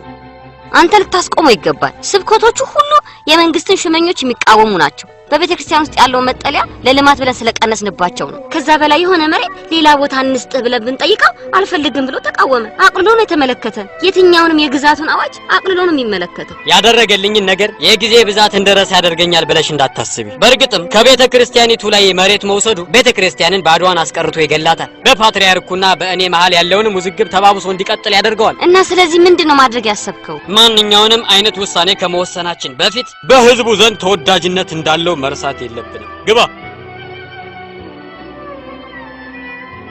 ክቡርነቶት። ምንድነው? ፓትርያርኩ እርሶን ለማግኘት ይፈልጋል። ፓትርያርክ ዮሐንስ ራሳቸው እዚህ በቤተ መንግስት ውስጥ ናቸው። በነገስታቱ አዳራሽ ውስጥ እንዲገቡ አድርግ። መጣው። እሺ ክቡርነቶት። ክቡርነትህ ከእርሳቸው ጋር መገናኘት የለብህም። ምን ለማለት ፈልገሽ ነው? አቡነ ዮሐንስ ንጉሱን ማግኘት ቀላል እንዳልሆነ ሊገባቸው ይገባል። ለእርሳቸው ምንም ግምት እንደሌለህ እንዲያውቁት ያስፈልጋል። በትክክል እርሱን ካላየሁ ብዬ የምቃወም ይመስልሻል እንዴ? እንደዛ ማለት አይደለም። እና ምን ለማለት ፈልገሽ ነው ታዲያ? እኔ ላገኛቸው እችላለሁ።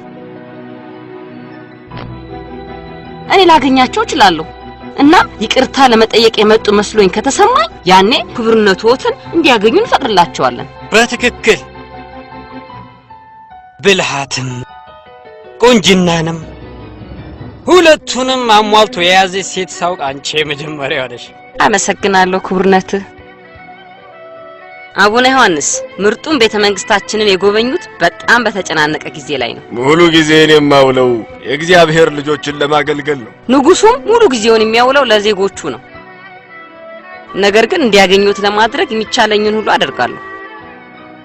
በአንቺ ትእዛዝ መሬቷ ወደ ንብረትሽ እንዲጠቃለል ማድረግሽን አንዲት መበለት ወደ እኔ መታ ቤቱን አቀረበችልኝ። ይሄ መሬት የኔ እንዲሆን በግዛቲቱ የታወጀ አዋጅ አለ። መብቱ ምንድነው የሚሰጥሽ? ንግስት መሆኔን። ይሄ የሌሎቹን ንብረት ለመንጠቅ መብት አይሰጥሽም። ምን እንዳደርግሎት ነው የሚፈልጉት? መሬቱን ለመበለቲቷ እንድትመልሽላትና ንስሐ እንድትገቢ ነው። ያንንም ካደረግሽ ጌታ ኃጢአትሽን ይቅር ይልሻል። አላደርግም ብልስ? ጌታ ፍርዱ አይዘገይም፣ ይፈጸማል እንጂ። ስልጣኖት እኔን መሬት መልሺ ብሎ ለመጠየቅ የሚያስችል መብት አይሰጡት። ነገር ግን ከቤተ ክርስቲያን አውግዤ ልለይሽ የምችልበትን ስልጣን ይሰጠኛል። አውግዘው ሊለዩኝ? የሚያወሩት ከማን ጋር እንደሆነ ያውቃሉ?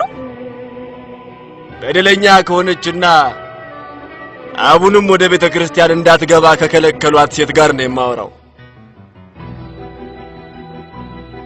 የኔ ጣፋጭ ተረጋጊ። በኋላ ሊጸጽተን የሚችል ችኩል ውሳኔዎችን ማድረግ የለብንም። ፓትርያርኩ በቤተ ክርስቲያኒቱ ውስጥ ካላቸው ስልጣን አንፃር ችግሩን በዘዴ መያዝ ይኖርብናል። በቤተ ክርስቲያኒቱ ውስጥ የፓትርያርኩ ስልጣን? አንተ የተጨነቀው ለፓትርያርኩ ስልጣን እንጂ ለኔ አይደለም። የተፈጠረው ነገር ውርደቱ ለኔ ብቻ ሳይሆን ነገር ግን ለመላው ግዛትና ለንጉሱ ለራሱ ጭምር ነው።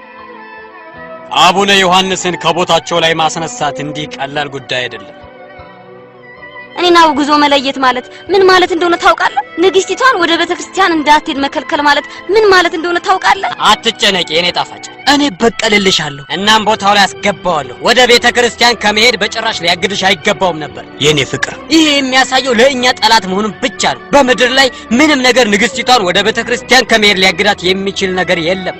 ወዳጆቼ፣ እኔ በህዝቡ ልብ ውስጥ ቦታ እንዲኖረኝ የምፈልግ ከሆነ የኢየሱስ አገልጋይ መሆን አልፈለኩም ማለት ነው። እኔን ለመቃወም በሚል ሴራ እንደተጠነሰሰ አውቃለሁ። ጌታን መለመን ያለብን የነፍሳችንን ፍላጎት ነው። ባህር ውስጥ ቢወረውሩኝ፣ በዓይነ ህሊና ዮናስን እመለከተዋለሁ። ወደ እሳት ውስጥ ሊወረውሩኝ ቢፈልጉ በእሳት ውስጥ የተጣሉትን ሦስቱን ሕፃናት በዓይነ ህሊና እመለከታቸዋለሁ። ወደ አውሬ ጉድጓድ ሊወረውሩኝ ቢፈልጉ በአንበሳ ጉድጓድ የተጣለውን ዳንኤልን አስታውሳለሁ። ወዳጆች፣ በድንጋይ ሊወግሩኝ ቢፈልጉ የአዲስ ኪዳን የመጀመሪያው ሰማዕት ቅዱስ እስጢፋኖስን በዓይነ ህሊና ያስበዋለሁ።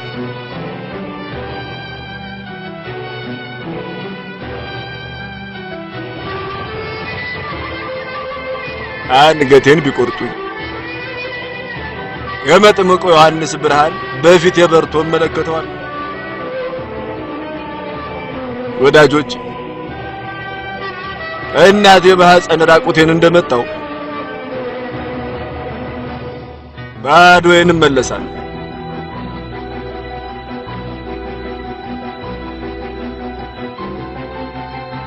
የቤተ ክርስቲያኑን በር ዝጉት።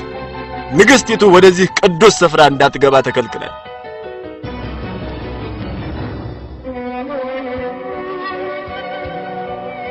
በሩን ክፈቱ።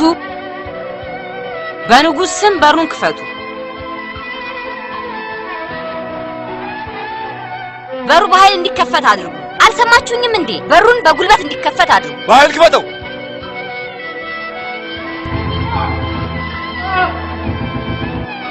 እጄን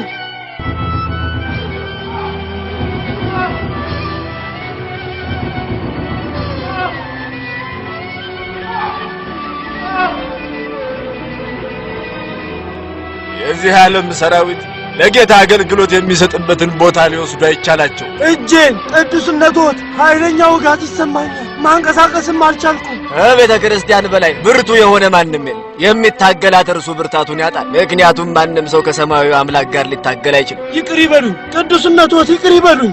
የጌታን ምሕረት ጠይቅ። ጌታ ሆይ ይቅር በለኝ።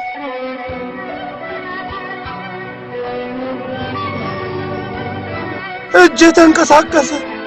ጌታ ሆይ አመሰግንሃለሁ። ጌታ ሆይ አመሰግንሃለሁ። ንግስቲቱን መሳደብ ማለት ንጉሱን እንደመሳደብ ነው። አንተ እባክሽን ቁጭ በይና ከዛም መዋያት እንችላለን።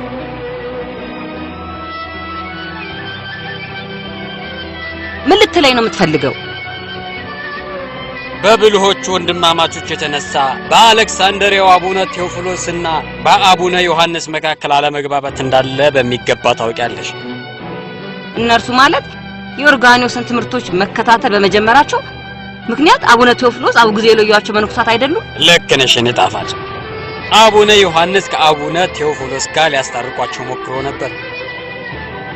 በኋላ ግን አቡነ ዮሐንስ አስጠግተው ያዟቸው፣ እንዲሁም ቁርባንን እንዲቀበሉ ፈቀዱላቸው። ይህም መሆኑ አቡነ ቴዎፍሎስን አስቆጣቸው፣ ምክንያቱም እሳቸው አውግዘው ለይተዋቸው ስለነበር። ይሄ ውስጣዊ ግጭት ነው፣ ለኛ ምንም አይጠቅመንም። በተጻራሪው ደግሞ እነዚህ አቡነ ዮሐንስ የሲኖዶሱ መሪ ከመሆናቸው በፊት በሁሉም ስፍራ ይባረሩ የነበሩት መነኮሳት ውስጡን በአቡነ ቴዎፍሎስ ላይ ተቃውሞ እያነሱ ነው። እነርሱ የጠየቁት እንዲከሰስ ነው። እናም ይህንን ሲኖዶስ ለጊዜው እንዲታገድ በሚል ዛሬ አዋጅ አውጥቻለሁ። ነገር ግን በትንሽ ሰዓት ልዩነት ዳኛው ተቃወሙት። ምን ማለት ነው? አቡነ ዮሐንስን ለመክሰስ የአሌክሳንድሪያው ሊቀ ጳጳስ አስቸኳይ ሲኖዶስ እንዲያቋቁሙ ጠይቄያቸዋለሁ። እንዲከሰስ? ክሶቹ ምን ሊሆኑ ነው? ለዛ ችግር የለው። አቡነ ዮሐንስ ወዳጆቹ ቢኖሩትም ግን ጠላቶችም አሉት። አንደኛውና የመጀመሪያው እርሱን የማሳመን ትልቁን ሚና የሚጫወተው ደግሞ አቡነ ሶፍሪያን። አንተ እንደምትበቀልልኝ እርግጠኛ ነበር። እነርሱ ሲጠሯቸው ይሄ አራተኛ ጊዜያቸው ነው። እርሳቸው ግን አሁንም ድረስ ለመሄድ ፈቃደኛ አይደሉም። አሁን ጠላቶቻቸው ከጉድጓዳቸው ወጥተው የእርሳቸውን ከሀገር መባረር እየተጠባበቁ ነው። ምክንያቱም እርሳቸው እንደነርሱ ለመኖር ፈቃደኛ ስላልሆኑ ነው። እርሳቸው የተቃወሙት የቅንጦትና የምቾት ሕይወትን ነው። የሕዝባቸውን ፍላጎት በመተው በንጉሱ ብቻ የሚንቀሳቀስ አሻንጉሊት መሆን ስላልፈለጉ ነው። አሁን ንዴትሽን ረስተሽ ማረፍ ትችያለሽ። የሲኖዶስ ውሳኔ ከታወጀ በኋላ የህዝቡ ምላሽ ምን ሊሆን ይችላል? የህዝቡ ቁጣ የሚፈጥርብን ነገር የለም። ቁጣው በንጉሱ ላይ ሳይሆን በጳጳሳቱና በካህናቱ ላይ ነው የሚሆነው። የሲኖዶሱ ውሳኔ ከተሰማ በኋላ እነርሱን ማየት እንፈልገው። እጥል ሰርቢዮን አዝናለሁ ቅዱስነቶት። ውሳኔዎቹ እነዚህ ናቸው። ሊያነቧቸውም ይችላሉ። እባክህ ክሶቹን አንብብልኝ።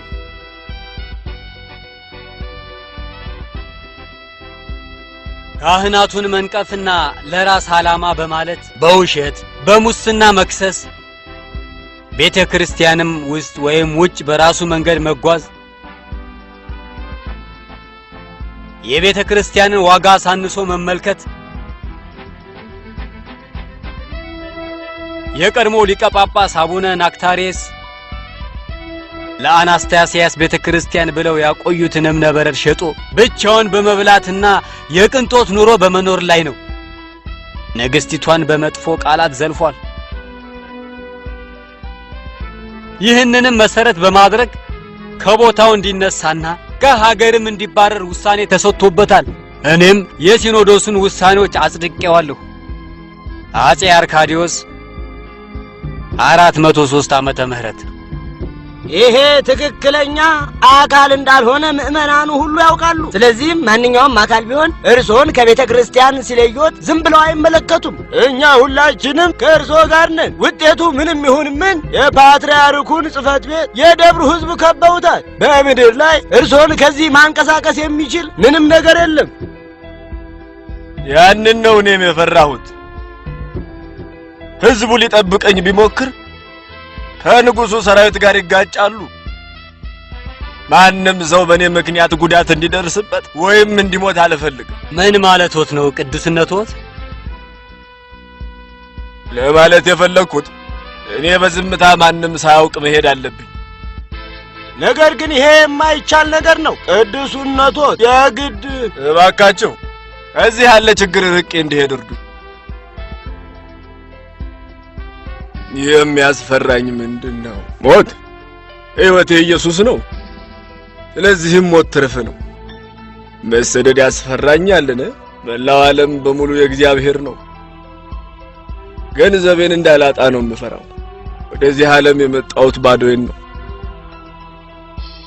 ስለዚህም ስቀበርም ይዤው የሚሄደው ምንም ነገር የለም። እምነቴ ምክንያት መከራ እንድቀበል ላደረጉኝ ሁሉ የምላቸው እናንተ ያጠቃችሁት እኔን ሳይሆን ቤተ ክርስቲያንን ነው። ቤተ ክርስቲያን ከሁሉም ነገር በላይ ብርቱ ነች።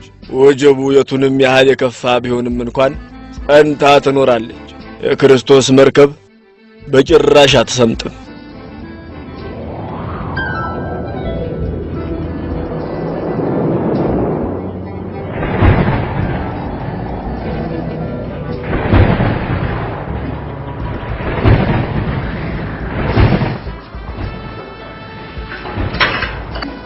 ምንድነው እሱ? ምንድነው እየተፈጠረ ያለው?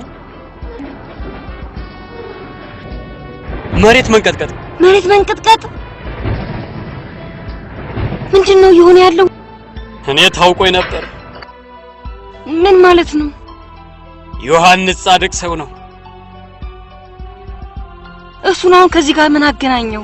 ይሄ መፈጠር የጀመረው እኛ ከሀገር እንዲሰደድ ካደረግንበት ጊዜ ጀምሮ ነው። መብረቁ እንዲህ መሆን ከጀመረ አሁን 3ኛ ቀኑ ነው። መሬት መንቀጥቀጥ ብቻ አይመስለኝም። እኔ የምፈራው ገና ነገ እሳተ ገሞራ እንዲሁም ጎርፍ ሳይመጣብን አይቀርም ብዬ ነው። ለዚህ ነገር መፈጠር ምክንያቱ የእርሱ ከሀገር መባረር ይመስላል? በትክክል። እንዲሁም ያ ሁሉ የሆነው ደግሞ በአንቺ ምክንያት ነው። ለዛም ነው እርሱ ወደ ሀገሩ እንዲመለስ አንድ አስቸኳይ አዋጅ የማወጣው።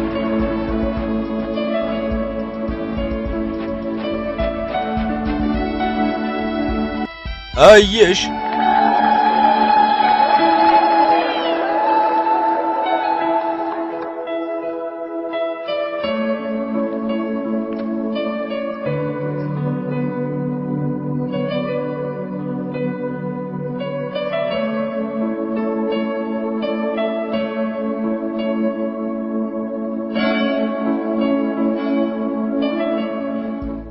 ወዳጆቼ ጌታ የተባረከ ነው። ጌታ የተባረከ ነው። ስሄድ ያልኩት ይሄንን ነበር። እንዲሁም አሁንም የምለው ይሄንኑ ነው። እና አሁን እናንተ ሁላችሁም በዙሪያዬ ናችሁ ወዳጆቼ። በመካከላቸው ተኩላዎች የሌሉባቸው በጎች እንዴት የታደሉ በጎች ናቸው! እረኛቸው እንደሌለ ካወቁ ተኩላዎችን በመካከላቸው ያሰማሩባቸዋል። ቅዱስነቶት እኛ እርግጠኛ ነበርን እንደሚመለሱ። ጌታ ጸሎታችንን እንደሚመልስልን እኛ እርግጠኞች ነበርን፣ ከተሰደዱበት እንደሚመለሱ። ስደት ረጅም ጉዞ ነው። ከውልደቱ ጀምሮ የሚያበቃው እስትንፋሱ ሲቋረጥ ነው።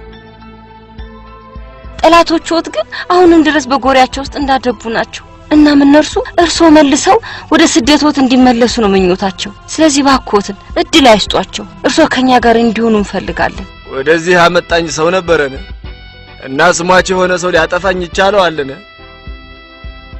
አሁን እኔ ሙሉ በሙሉ ትኩረቴ ጌታን መማጸን ላይ ነው። ጉዞዬን ለመፈጸም ብቸኛው መንገድ ይሄ ነው። ቅዱስነቶት የእርሶ ከኛ ጋር መሆንኩ በጣም ነው የምንፈልገው። እኛ ሁላችንም የምንፈልገው ጌታን ነው። እርሱን ለመመለስ የወሰነው ውሳኔ ትክክለኛ ውሳኔ ነበር። ነገሮች መረጋጋት ጀምረዋል። ይሄ ያለ ጭንቀት ለመኖር ጥሩ እድል ነው። ምን ለማለት እየሞከርክ ነው? የተፈጠረውን ሁሉ እንድትረሺው ፈልጋለሁ። እኔ የምፈልገው ስለኔ ትንሽ እንድትጨነቂ ነው። እኔ የምፈልገው ልብን ሰርስሮ በሚገባ አይነት እይታ እንድትመለከችኝና ጥቂት የሚያድሱ ቃላትን እንድትይ ነው። በፍጹም አስበሽ የማታውቂውን አይነት ስጦታ ነው ያዘጋጀሁልሽ። ምን አይነት ስጦታ?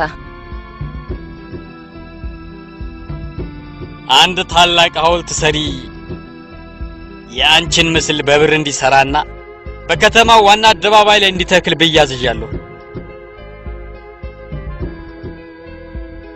በዚህ መንገድ ህዝቡ ፊት ልታከብረኝ ነው ማለት ነው?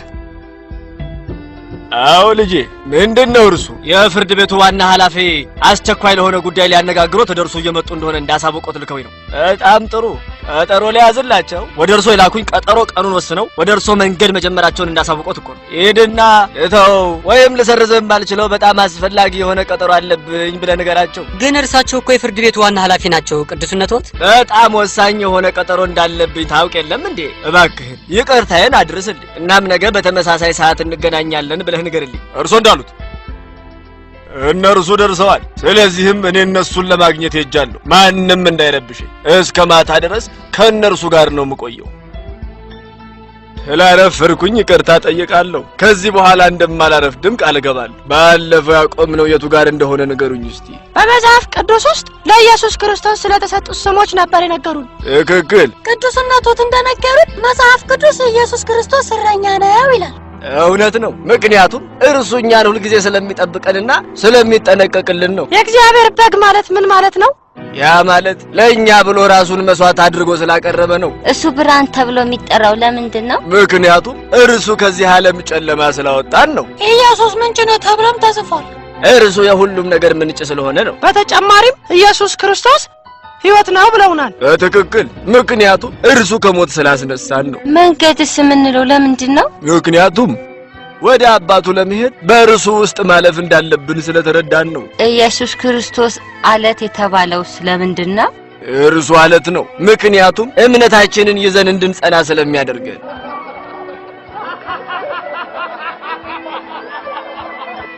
ጠጡ፣ ተደሰቱ። ለንግሥት ኢፍዶክያ ጠጡ፣ ጠጡ።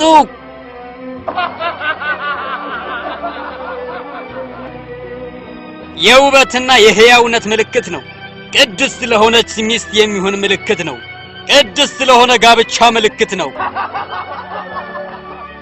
መጽሐፍ ቅዱስን አለማወቅ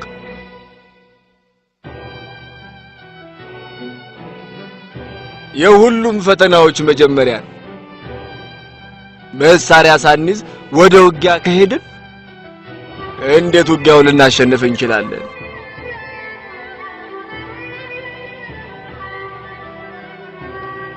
ክብር ለንግሥት ኢፍዶክያ እንዲሁም ለንጉሥ ይሁን። ረጅም ዕድሜ ለንግሥት ኢፍዶክያ፣ ረጅም ዕድሜ ለንጉሥ አርካዲዮስ፣ ረጅም ዕድሜ ለንግሥት ኢፍዶክያ፣ ረጅም ዕድሜ ለንጉሥ አርካዲዮስ፣ ረጅም ዕድሜ ለንግሥት ኢፍዶክያ፣ ረጅም ዕድሜ ለንጉሥ አርካዲዮስ።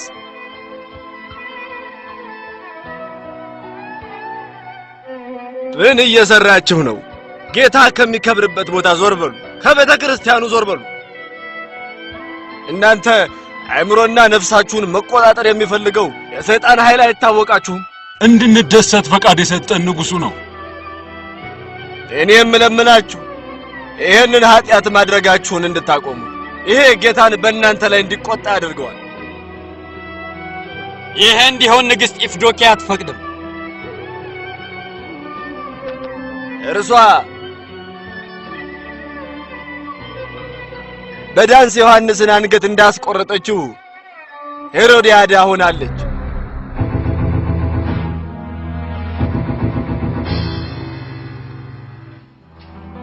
ታላቋ ንግሥት እዚህ ተገኙ። ይህ ታላቅ ክብር ነው። መጀመሪያ እንደሚመጡ ብናውቅ ኖሮ እርሶን የሚመጥን አቀባበል ማድረግ እንችል ነበር። ይሄ በግል የተደረገ ጉብኝት ስለሆነ ስለዚህ ይህን ጉብኝቴን ማንም እንዲያውቅ አልፈልግም። እርሶ እንዳሉኝ ነው የምታዘዘው። ስሪዮን የተባለው እስረኛችሁ የት አለ? እብዱ ስሪዮን? እርሱ አደገኛ ወንጀለኛ ነው።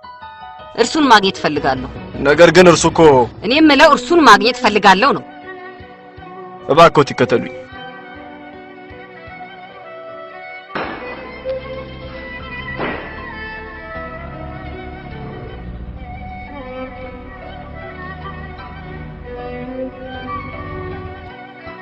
ስሪዮን ተነሳ፣ ተነሳ። ንግሥቲቱ አንተን ሊያገኙ ይፈልጋሉ። ይቅርታ፣ ብቻችንን ተወን። ክብርት ሆይ፣ ይህ እስረኛ ዕድሜ ልክ የተፈረደበትና የሚያስፈልገኝ ነገር ካለ ጠራሃለሁ። እስከዛው ግን በሩ ላይ ቁም። እሺ ክብርት ሆይ። ስም ሴሪዮን ነው አይደለም? ዕድሜ ልክ እንደተፈረደብህ አውቃለሁ። ነፃነትን የምታገኝበት ተስፋ የለህም። ነገር ግን እኔ ዛሬ እዚህ የመጣሁት ይህንን ተስፋ አልሰጠ ነው። ተስፋ ልክ እንደ ጋብቻ ነው። እርሱን ከረጅም ጊዜ በፊት ትቼዋለሁ። አንተ እውነትም እብድ ነህ እንዴ? እብድ?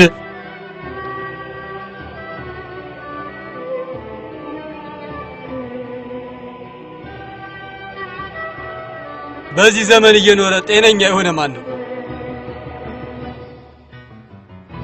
ይህንን ጋብቻ እውነት ላደርግልህ እችላለሁ። ማለትዎት እርስዎ ነፃ ሊያወጡኝ ይችላሉ ማለት ነው? አዎ፣ አንተን ነፃ የማውጣት ወይንም የመግደል ስልጣኑ አለኝ። እንዲያመልጠኝም አልፈልግም። ለዛ ነው የመጣሁት።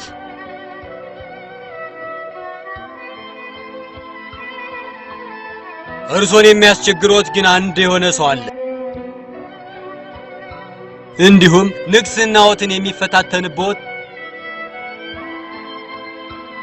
እናም እርሱን እንዳስወግድልዎት ይፈልጋሉ? አንተ በጣም ጎበዝ ስለሆንክ ነው ያበድከው። የለየልኝ እብድ የምሆነው ቃል የገቡልኝን ነገር ካላደረጉልኝ ነው። ስምምነት አድርገናል። አስቀድሞ የክፍያውን ዋጋ ማወቅ የለብኝም? ነግሬሃለሁ። ነፃነትህ ነው ክፍያህ። ማንን ነው እንዳስወግድልዎት የፈለጉት? ከህይወት ጋር ለመታገል እኔ ማን ሆኜ ነው? ጌታ ሆይ እኔ ምን ያህል ደካማ እንደሆንኩና ምን ያህል እንደምታስፈልገኝም ጭምር አንተ በሚገባ ታውቃለህ። የተከበርከው ጌታ በጎቹን የምትጠብቃቸው እረኛው አንተ ነህ።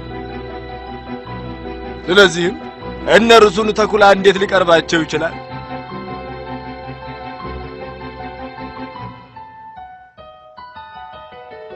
ክቡሩ ጌታ አንተ በሞትህ የሰይጣንን ኃይል ደምስሰህ አጥፍተህልናል። ጌታ ከኔ ጋር ከሆነ ማን ያስፈራኛል?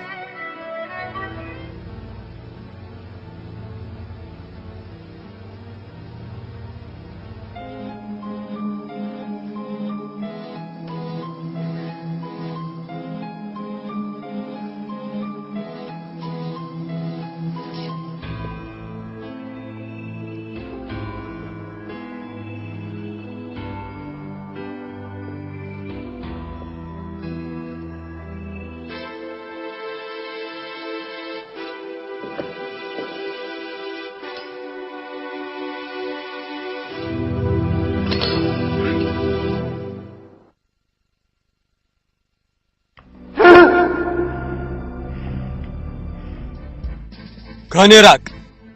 ከኔ ራቅ! ምንድነው ከኔ የምትፈልገው? እኔ የምፈልገው ከእርሱ እንድትርቅ ነው። እኔ በእርሱ ውስጥ ለዓመታት ኖሬያለሁ። መደበቂያ ቦታም አግኝቼ ነበር። ከኔ ራቅ! ከዚህ ሰውነት ውስጥ ውጣና ወደ ሲኦል ውረድ። ያማ የማይቻል ነው። የጠየከኝ የማይቻለውን ነው። እኔ እየጠየቅኩህ አይደለም፣ እያዘዝኩህ ነው። በኢየሱስ በክርስቶስ ስም፣ በኢየሱስ በክርስቶስ ስም ይህንን ስም አትጥራው።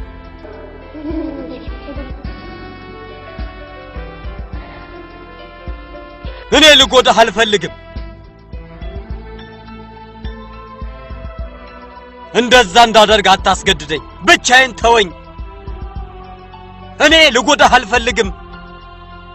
በአብ ስም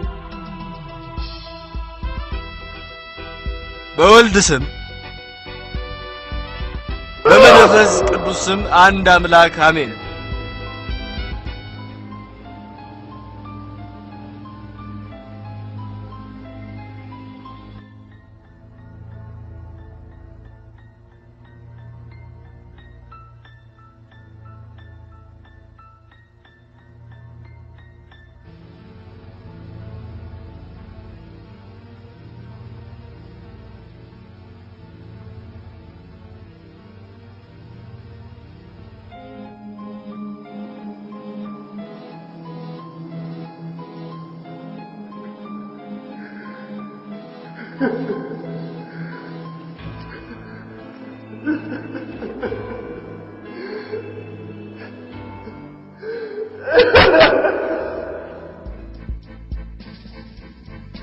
ተመልሶ መጥቷል ማለት ምን ማለት ነው? እርሱ ራሱ ነው ወደ እስር ቤቱ ተመልሶ የመጣውና የገባው። እንዲሁም ያንን አድርጎ ከገባ ጀምሮ እየጸለየ ነው ያለው።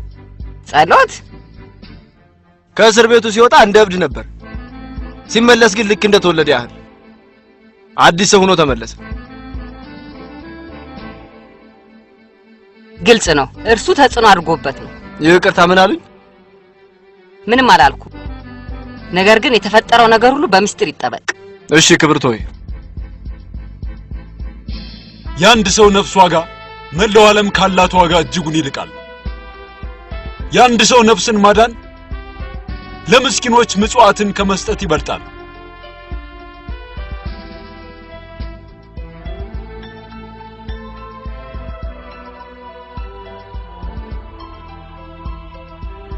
ሁሌም እኔ ልቀርብሽ ስሞክር አንቺ ግን ፊትሽን ታዞሪብኛለሽ። እባክህ ብቻዬን ተወኝ። ምንድነው የምትዩ ኢፍዶኪያ? ከንቱነቴ አንተን ማፍቀሬ ነው። እንደዚህ ስትይ ስሰማ ይህ የመጀመሪያ ነው። ካንተ ጋር ፍቅር በያዘኝ ጊዜ አንተም ታፈቅረኛለህ ብዬ አስብ ነበር። እኔን መጠበቅና ማስከበር ትችላለህ ብዬ አስብ ነበር። ነገር ግን አለመታደል ሆኖ ላንቺ ያለኝን ፍቅር ነው የምትጠይቀኝ? በፊት ስሰደብ ያየህ አንድ ጣትህን እንኳን ያላንቀሳቀስክ እንዴት ልትወደኝ ትችላለህ? እባክሽን እንባሽን ልቋቋመው አልችልም። እንባይ በሁሉም ቦታ ላይ ተዘርተው ርካሽ ይሆን አይደለም እንዴ? እኔ ባልሽ አስብልሻለሁ። ባዶ ቃላት። ሁሌም የልቤ ንግስት አንቺ ነሽ። ስለዚህም ንግስቱን የሰደበ ሰው መቀጣት አለበት። አቡነ ዮሐንስ ነው የምትይው? አዎ ዮሐንስ፣ እርሱን የገዛ ሚስትን እንዳታከብር ያደረገ። ምን እንዳደርግልሽ ነው የምትፈልጊው? እርሱን ከሀገር አባረው። አንተ ለኔ ለመበቀል ማድረግ ከምትችለው ትንሹ ነገር ነው። እንባሽን አብስልሻለሁ የኔ ፍቅር። አንቺ የጠየቅሽኝን ሁሉ አደርግልሻለሁ።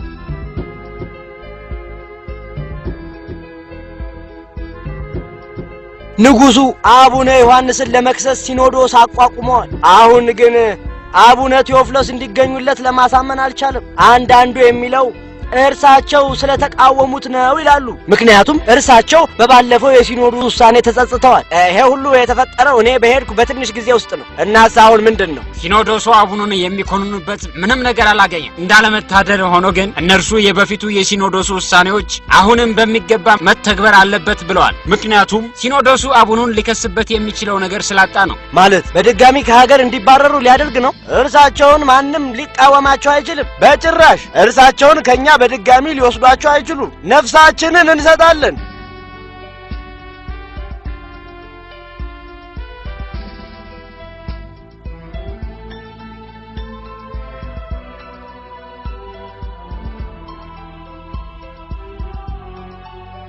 የባህሩን የቅጣት ወጀብ ብትመለከቱትና ሰማይ እስኪደርስ ድረስ ቢያተልቁት እንኳን ግድ አይሰጠኝም። እናም መርሳት የሌለባችሁና ማድረግ ያለባችሁ አንድ ነገር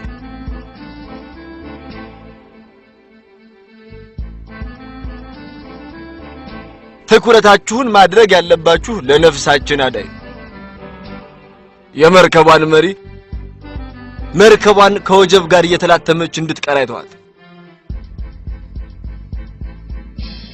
እንዲሁም ሐኪሙ በሽተኛው እየለመነው ሳያክመው አይተው። ማናችሁም ስታለቅሱ መስማት አልፈልግም። እኛ ለክርስቶስ ለመሰደድ ብቻ ነው የተዘጋጀን። ነገር ግን እኛ ለስሙ ስንል እስከ ሞት ድረስ መዘጋጀት ይኖርብናል።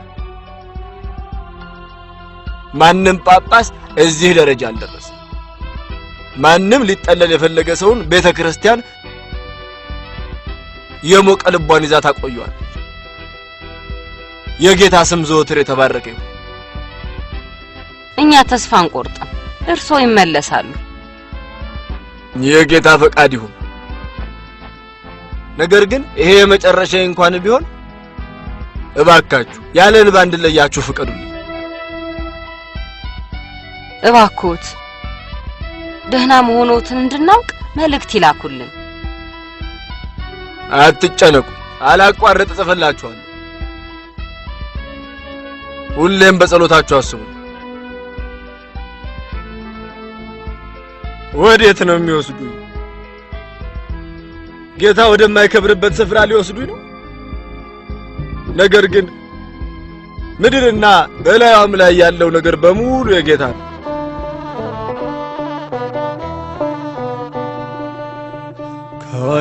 ከወደኩበት ተነስቼ ያየኝን አምላክ ባይኔ አይቼ ኤልሮይ ያልኩኝ ቀን አልኩና በጌታ ማዳን ልቤ ጸና። ከወደኩበት ተነስቼ ያየኝን አምላክ ባይኔ አይቼ ኤልሮይ አልኩኝ ቀን አልኩና በጌታ ማዳን ልቤ ጸና።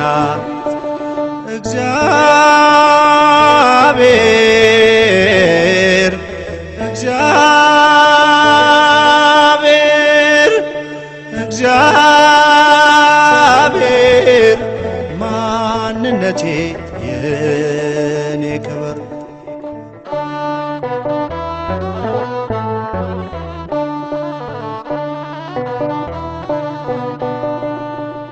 በበረሃው ግለት ሲደክም ጉልበቴ ጌታዬ ደርሶልኝ መሸሸጊያ ዓለቴ። ትናንትና አልፌ ቆምኩኝ ለውዳሴ የሕይወት ውሃ ነው ለተጠማች ነፍሴ። አሜን ከወደኩበት ተነስቼ ያየኝን አምላክ ጥቂት ማረፍ እችላለሁ። ከዛም ጉዟችንን እንቀጥላለን። ገና ብዙ መንገድ ይቀረናል። እንዳሳርፎት አልታዘዙ። ራሄ ትእዛዝ አያሻው። ከእርሶ ጋር እንድከራከርም ትእዛዝ አልተሰጠኝ። ተነሱና እንሂድ። ጥቂት ውሃ ልጠጣ እችላለሁ። የያዝነው ውሃ እኛን እስከ ከተማው ድረስ የሚያቆየን ብቻ ነው። ልትንቀሳቀስ አትችልም። ይህን አስቀያሚ ጉዞ መጨረስ እንፈልጋለን።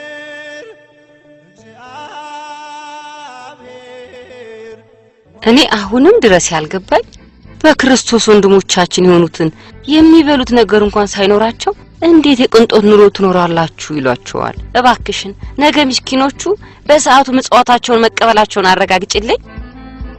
እሺ እናቴ። ከአርማንያ የመጣ መልእክት ነው። ከአርማንያ የአቡነ ዮሐንስ መሆን አለበት። በአምላክ ዘንድ የተወደዳችሁ ውድ አገልጋዮች በጌታ ሰላምታ የምልክላችሁ እኔ አቡነ ዮሐንስ ነኝ። ይህንንም የምጽፍላችሁ ከዓለም ከተገለለ ስፍራ አኩዛ አርመንያ ውስጥ ሆኜ ነው። በደብዳቤያችሁ የላካችሁልኝ ዜና አሳዝኖኛል። ባለፈው 3 ዓመት ከደረሰብኝ መከራ በስተቀር እኔ በጥሩ ሁኔታ ላይ ነው ያለሁት። ስደት አድክሞኛል። ልቤ ግን በስቃይ ውስጥ ሊገለጽ በማይችል ደስታ ተሞልታለች። ሚስጥራዊ የሆነ ሀብት አካብታለች። ለእኔ ደስ ሊላችሁ ይገባል። ምክንያቱም አምላክ ለእርሱ ስል መከራ እንድቀበል ስለፈቀደልኝ። መከራ የቱንም ያህል አስቸጋሪ ቢሆንም እንኳን ስቃዩ የጠነከረ ቢሆንም እንኳን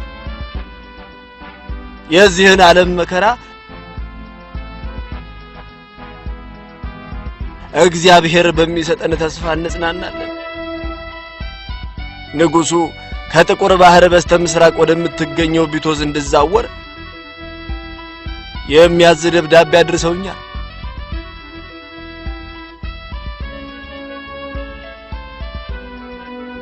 አቡነ ዮሐንስ 407 ዓመተ ምህረት አጋማሽ።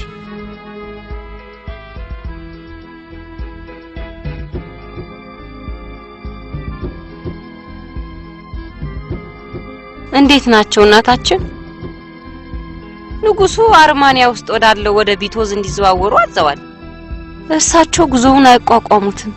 በጣም ነው ስለ እርሳቸው የጨነቀኝ። ከመጸለይ ውጭ ሌላ ምንም ልናደርገው የምንችለው ነገር የለም። እርሱ ብርታቱን እንዲሰጣቸው ወደ ጌታ እንጸልይ።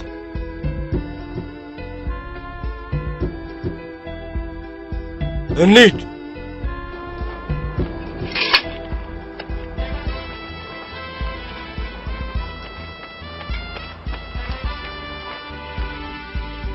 መሄድ አልቻሉም። የበረሃ ንዳድ አግኝቷቸዋል። ምንድነው ማድረግ ያለብን? በኮማና በከተማ ስናልፍ በዛ አንድ ቤተክርስቲያን አለ። እዛ እንዲያርፉ አድርገን ከዛ ጉዟችን እንቀጥላለን። ትዕዛዞቹን ረሳቸው እንዴ? አይ ነገር ግን ነዋሪዎቹ ሁኔታውን አይተው ሊያዝኑለትና እኛን ሊያጠቁ ይችላሉ ብዬ ነው። ትክክል ብለሃል። ምሽቱን በጠቅላላ በኮማ ውስጥ እናሳልፍ። እናም ንጋት ላይ ጉዟችንን እንቀጥል።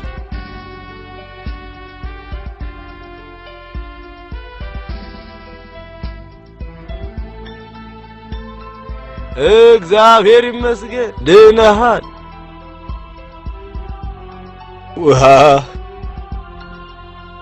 ውሃ ቶሎ አምጣ። ያ የማን ምስል ነው? የሰማዕቱ ባሲለስ ምስል ነው። አጽማቸው በዚህ ቤተ ክርስቲያን ውስጥ ነው ያረፈው። ከተማው በሙሉ የተባረከው በእርሳቸው ጸሎት ነው።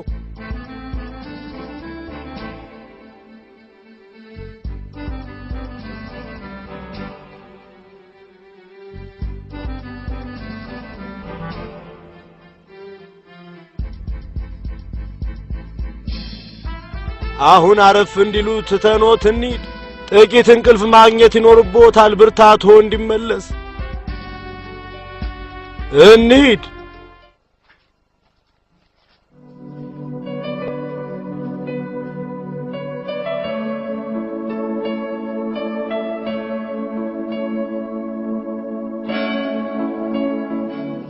ወዳጄ ጥላ በሰማይ ክብርን ትቀበላለህ። እናም ነገ ጉዞህን ትፈጽማለህ። አሁን መሄድ ይኖርብናል። ወዴት? ገና አልነጋም። በተጨማሪም ቅዱስነታቸው ለመንቀሳቀስ በጣም ደክሟቸዋል። ለሁለትና 3 ቀናት ያህል ማረፍ ይኖርባቸዋል። ጉዟቸውን ቀጥለው ለመሄድ የግድ መከተል የሚገባን ትዕዛዝ አለ። እርሳቸው እስኪሻላቸው ድረስ ልንጠብቃቸው እንችል ነበር። ነገር ግን ያለመታደል ሆኖ እኛ በራሳችን ማድረግ የምንችለው ምንም ነገር የለም። ዛሬ የመስቀል በዓል ነው። በአንድ ላይ እዛ እንሂድና ከዛ ምን ማድረግ እንዳለብን እንረዳለን።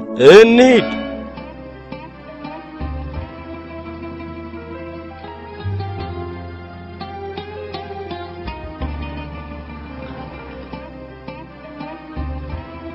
ስለ ሁሉም ነገር የጌታ ስም የተባረከ ይሁን።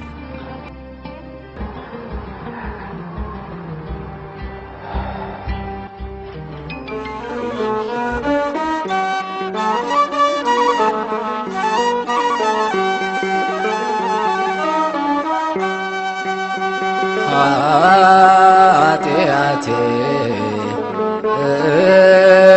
እንዳለላ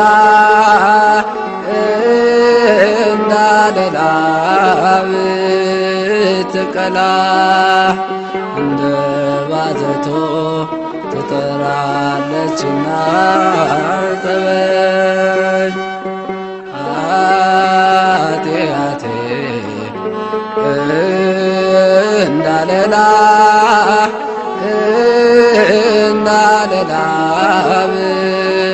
ብትቀላ እንደ ባዘቶ ትጠራለችና ጠበኝ።